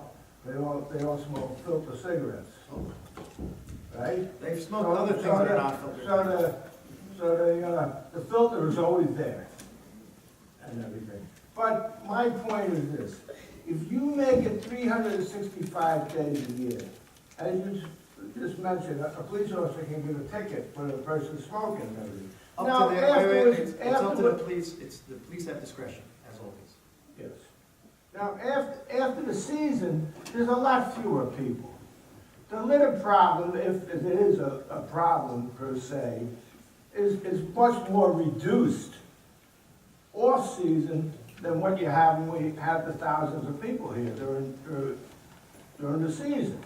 Now, why does it have to be 300? Somebody might, a resident or whatever, just walk down, have a cigarette, and a policeman pull over and give the guy a ticket.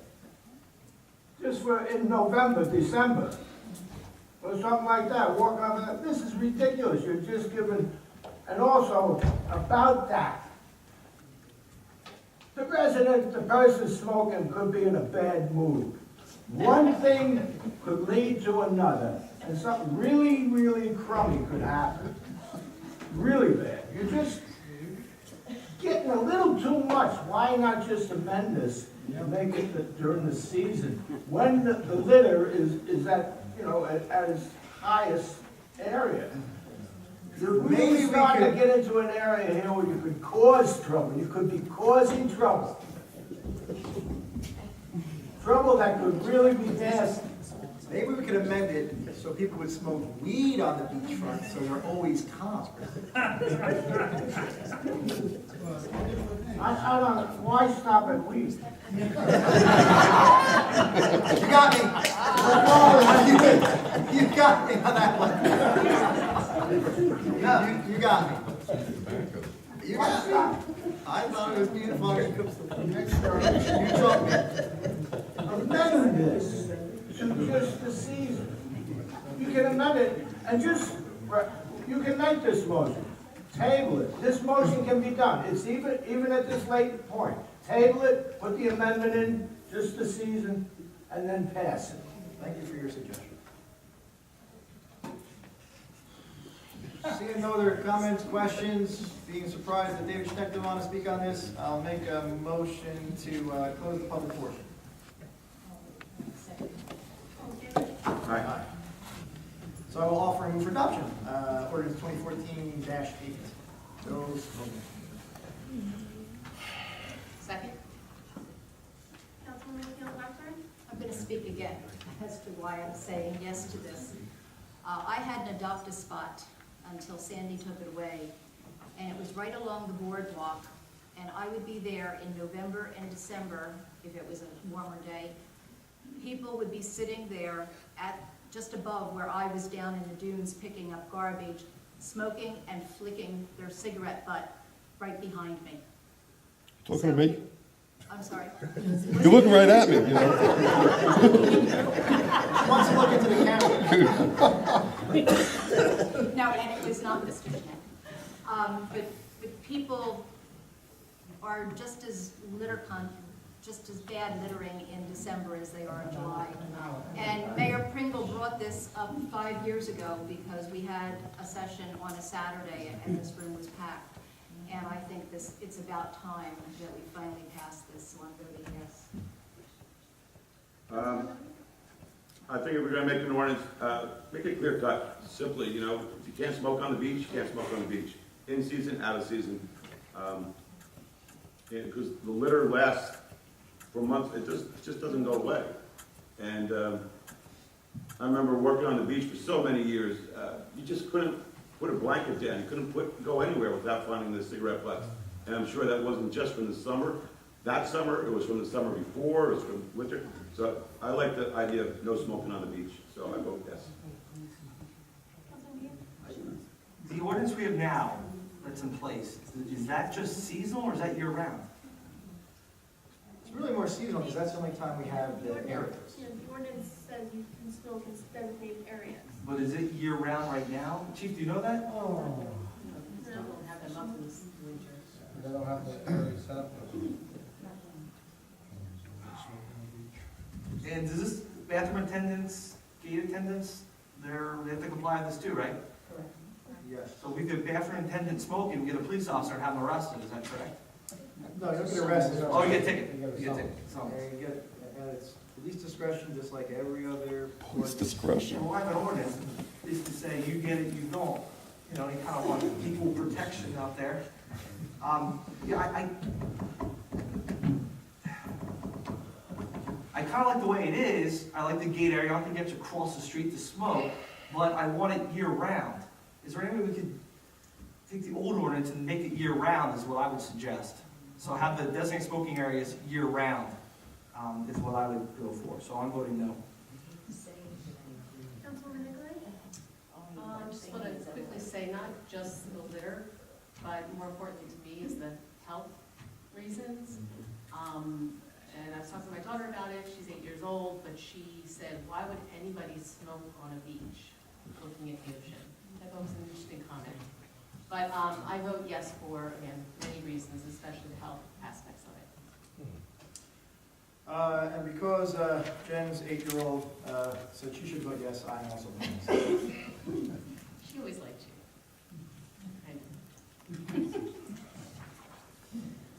Next, and this is a little out of turn, traditionally we do resolutions before ordinances, but this is a resolution awarding the contract for construction of the pavilions at 5th Ave and 10th Ave. The company that won the lowest bid was Epic Construction. They're the same company that built the boardwalk. So you can see they do outstanding work. And I would tell you that, you know, building 1.3 miles of boardwalk, we did find a couple places that had some issues afterwards. We contacted them, they came down here immediately, they fixed the problem, no cost to us, and you know, they're a great contractor. You can kind of compare them to the people who put in our sign on Route 35. If you've noticed a sign on Route 35, it's been broken since Sandy. That contractor doesn't come. So to give you an idea, it's important to have someone good and reliable building these buildings. And they did a great job on the boardwalk. I believe they did a great job on the building. So moving this resolution to award the contract. And again, they were the lowest bidder. Councilwoman Keeling-Baxter? Yes. Councilman Governor? Colleen, can we advertise the contractor on the broken sign, who it is? Say this. We should. We should give them the 800 where people can call. Yes. Anybody that sees this broken sign, please call the contractor that's responsible for it. Performance signs. I vote yes for this. Councilwoman Councilman? You know, the funding's in place now. I disagree with the funding, but that's not an argument anymore. Do I want these buildings built? Yes, so I'm voting yes. Councilman Nicolay? Yes. Mayor Doherty? Yes. So that concludes our ordinances, resolutions. Now for public comment. Public comment is very simple. You raise your hand like Claire Dyke's doing right here. You wait to be called on. You come up front, state your name and address for the record, and then you have 5 minutes to make whatever comments you like. If you do have any questions, Colleen will take your questions. This isn't a question and answer period. It's a comment period. And it's not up to us, the council, to respond to anything, because that takes away time from you and the public to make your comments. So while someone is talking, you may disagree with them. Do not shout out from the audience. Just wait your turn, raise your hand, and then come up front. Council President Dyke, would you like to come up front? Yes, I would. Claire Dyke, 1017 14th Avenue. I would just like to say I so appreciate the pink ribbons around town. Thank you, Colleen. Thank you, Michael, and the DPW. Jennifer and I are breast cancer survivors. We have a little group called Belmar Cares. We wanted to do this. We got a little bit behind the 8 ball, but it happened because of the cooperation of our borough representatives. So I want to thank you very, very much with that regard. Also, thank you for the plug on the Belmar Women's Club Flower Show and Luncheon. I thank you for that. We are celebrating 100 years of community service. And the proceeds from this luncheon will go to our many charitable works, especially our scholarship. I also want to say thank you from the bottom of my heart for mentioning my very good dear friend, Joan Traverso, who taught in the Belmar School for many years, who was a splendid teacher and a splendid person. She died suddenly of cancer. She was diagnosed, and 2 weeks later she was gone. I miss her every day. I appreciate that. Just wanted to say, people in the Rhode Island section of the borough do want the pavilions rebuilt. We like them. I don't know of anyone in that area who doesn't want them, so I disagree with Mr. Kramer on that. Thank you very much.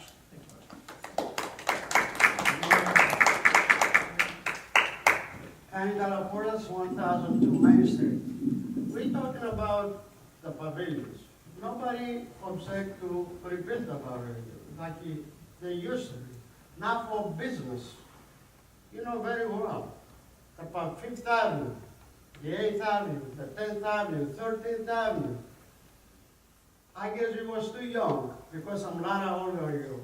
But that pavilion 13th Avenue, before they, I don't know who did, Maria Hernandez or ex-mayor started renting. Before it used to be for the people in Belmar for dancing. They have musicians there.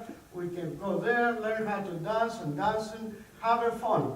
After that, somebody's idea comes and rent it to McDonald's. McDonald's rented to somebody else. That was Mayor Piano. But nobody has objections to put back the buildings the way it wasn't. But not for business. Town people, we don't have, the borough has no business to rent. Because we have a business people here. They spend money, they pay rent. They are entitled, the people that come with less money for the 5th Avenue pavilion or for whatever pavilion 13. No, they can go to make it a reservation for every different kind of business in town. Nobody objects. And another thing, I don't know, we suffer of parking in Belmar. Whose idea was with all these stones and all these acres and all when I see the kids, they skateboard over to the stones and they can get hurt. Or anybody can fall this side of the, whatever, what are you calling? We're working on it. Boardwalk. Boardwalk, all right? Whose idea was to get all the parking spaces away from the people? You got so many parkings for the fires, for this. We don't have that before, years and years ago. All of the stone, now a few years, they started without the stones, before. fire, ambulance, very, so many parkings taken 10,000 size.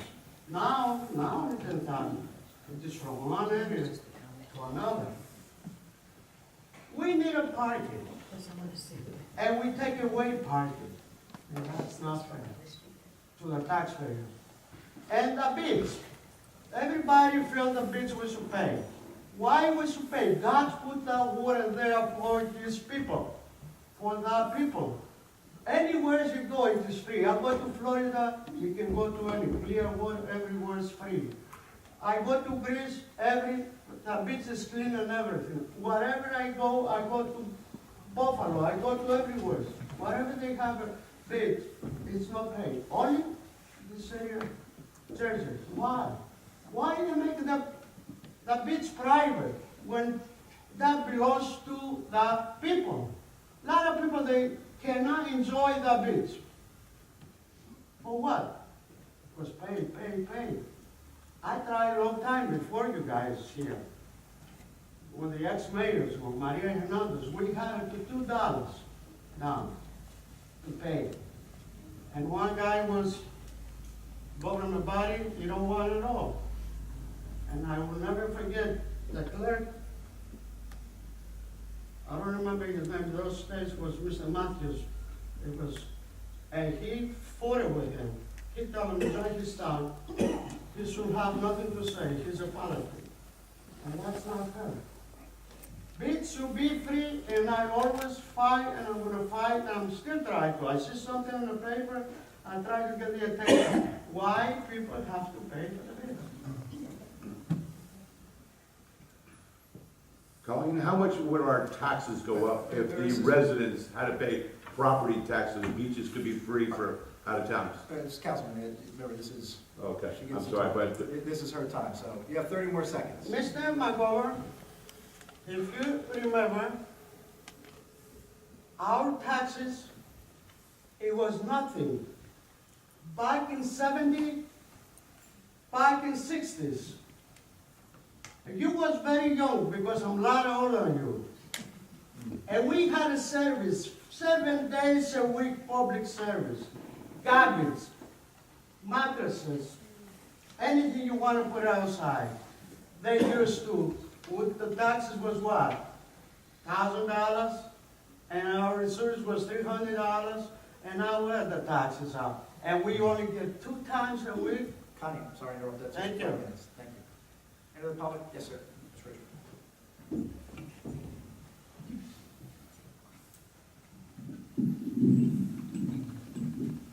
Rich Seidel, 201 Surf Avenue. I would just like to just say that things happen revolving around the lake, okay, where there was questions that weren't answered. I'm just trying to get people to, this should be a learning experience. I feel that some mistakes happened during the last rainfall. There was no emergency backup system that was working. So we should learn from this incident how to protect ourselves going forward. That's all I have to say. Yes, sir.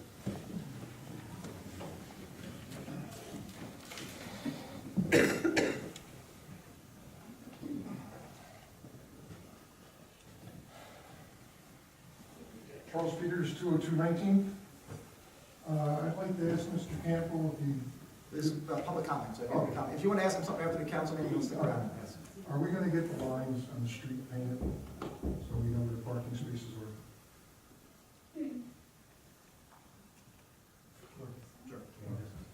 He answered. And also, one more thing. I used to be able to walk around Lake Como. Now there's a pile of sand up there. Is that ever going to be removed, or is that the way it's going to be forever? Will be fixed. Okay. Dave? I'll be quick. This is real short.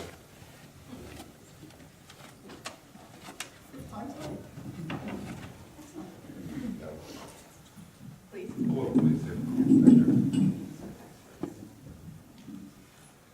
Just 2 things real fast. Number one, about the mural on the train station. I've heard, that the Arts Council is right rightfully thanked, and the council is rightfully thanked. And the one thing I've never heard mentioned is the owner of the building, Dr. Clinton Ives. He lets New Jersey Transit use that building as a train station for $1 a year, you know, and he gave, I'm sure he had to get his permission to paint the mural, and I'm sure he gladly, and I just want to put in a plug for him. He's my dentist, and he's a really good dentist, and I still have all my teeth, despite all the abuse that I've given him with the smoking and the coffee and everything else. He's really been very heroic in keeping my teeth still in my head. So, and he's a very nice guy, and I just want to give a shout out to thank him for, you know, allowing the building to be used by New Jersey Transit and by the town. The other thing I want to mention is, you know, as you know, I'm active in the Libertarian Party, and this is the time of year when we have to get our candidates on the ballot, and we have to collect petition signatures. And we're running a very fine candidate for Senate against Cory Booker. His name is Joe Baratelli, and I've met him, and I like him. He's a very good guy, and we need to collect petition signatures to get him on the ballot. So if anybody wants to help us with this petition, you know, Republicans and Democrats get on the ballot really easy. For third parties, it's a lot of work. So if anyone wants to come sign my petition after the meeting, I'd really appreciate it. We need to collect like 800 signatures. So I'd appreciate that very much. Thank you. That's it. Thank you, Dave. What else? Seeing no one else? Oh, Chief. Thank you. Chief petition.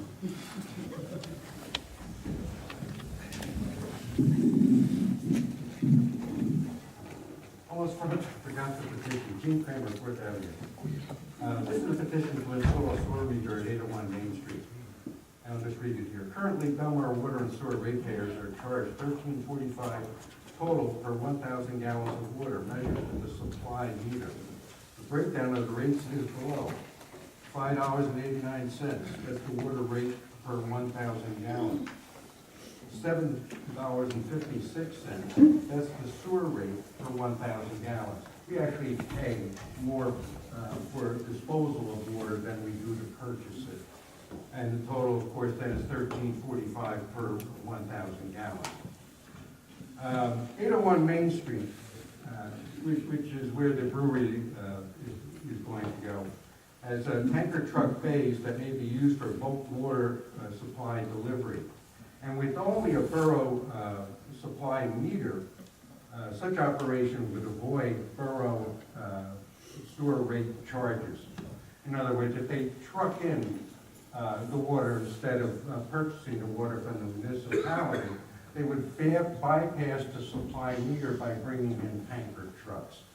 And this is important, especially because the brewery representatives testified at the planning board hearing that 7 gallons of water are required to make 1 gallon of beer. There was no accounting that was for the remainder 6 gallons of water. And it can be anticipated that a high percentage, less brewing vapor, which would go up the stack, would be discharged to the Belmar sewer. I don't know whether you had read the newspaper article, and I put a copy of it on the back here. The numbers that were quoted in the paper were significantly higher than the testimony that was provided at the planning board hearing. The newspaper article said that East Coast Beer would be boosting their production upwards of 25,000 barrels annually. Okay? And if you take the numbers that they had given you, you would have to take that 25,000 barrels of beer and multiply that by 6 to calculate out what the ultimate water that they would have to dispose of. Okay? So the numbers are potentially material here. It's not just, you know, somebody buying a gallon of drinking water and dumping it down into the sewer. This facility, and historically, it did take delivery of bulk foodstuffs by tanker truck. I think we would all prefer, and by the way, I think the brewery's a great idea, for a number of reasons. One of them being just a large store. They will certainly keep an eye on the quality of the water that's delivered to them if they purchase it from Belmar. Okay, so they would be like a watchdog to us, which I think is a good thing. Most people in town here don't have the analytical skills at their house in order to tell whether they're getting good water, whereas a brewery should.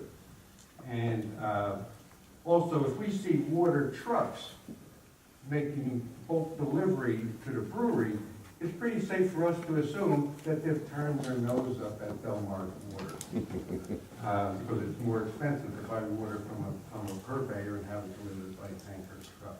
Anyhow, what I'd like here is to protect Belmar ratepayers from subsidizing the brewery business. In other words, if they bypass billing for sewer charges, then we, the ratepayers, would end up subsidizing the brewery's operation. And I especially request the Borough of Belmar install a sewer meter at 801 Main Street to measure the processed wastewater. Actually, that should be done within the industrial operation. There should be a meter attached before any of the wastewater from the process gets pumped into the sewers. Just want to make sure that they're paying the 20 seconds. Excuse me? You have 20 seconds left. Oh, okay. There was one other comment that I did want to make here, but I only have 20 seconds. Oh, I saw in the, I guess what I captured out of this whole thing is now we are officially designated as Belmar is designated or categorized as being credit rich and cash poor. Thank you.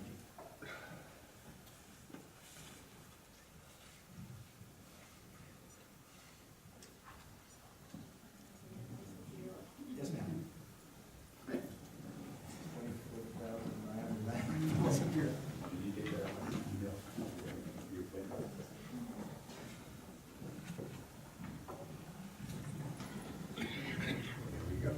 Joy DeSantis, 101 Sixth Avenue. I just want to take exception with your assessment and review of the audit that was done. And I also would like to ask if you would put it online. It's only 11 pages. It's very readable. And at the end of it, it asks that the town has 90 days to make recommendations. You made it sound that everything was up to the two agencies fighting with each other. There was a lot of misrepresentation on your interpretation of the audit. It's clear, it's only 11 pages. But my question is, did you provide within 90 days your portion that you were asked to provide of remedies that would include a timetable of how you would respond to the amounts of money that were disallowed?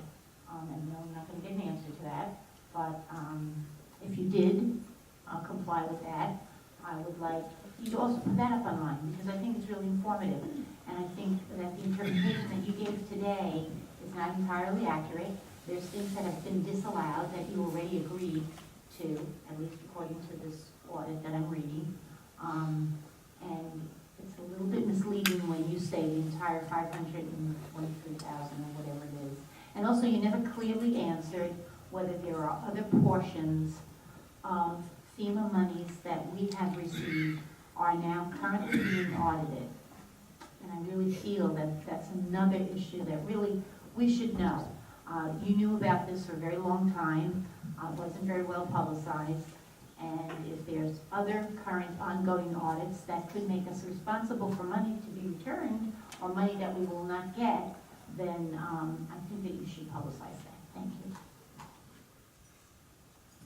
Yes, George. You're not going to beat the clock for me. I'm not. George Comatas, 111 3rd Avenue. Real quick, I just want to say I'm so blessed to be in this country where people would come up and say all stuff about everything. It's just cool. We're not in Ukraine. We're not in Syria. We're talking about 2 buildings on the board, we're talking about cigarettes, the buildings I'm in favor for. My mom with the free beach, I love you, Mom, but my taxes would go up. The cigarettes, when I was in Greece, the beaches are beautiful, but there's a lot of cigarette butts on the beach. And, I'm not, you know that's true. But I just so happy to hear people get up here, they're on different sides, and just tag it all up and we figure things out somehow, some way. That's good, what's enthusiastic? I love that. See no other comment, I'll make a motion to close the public portion and adjourn. I will second it. All right. Aye. Good.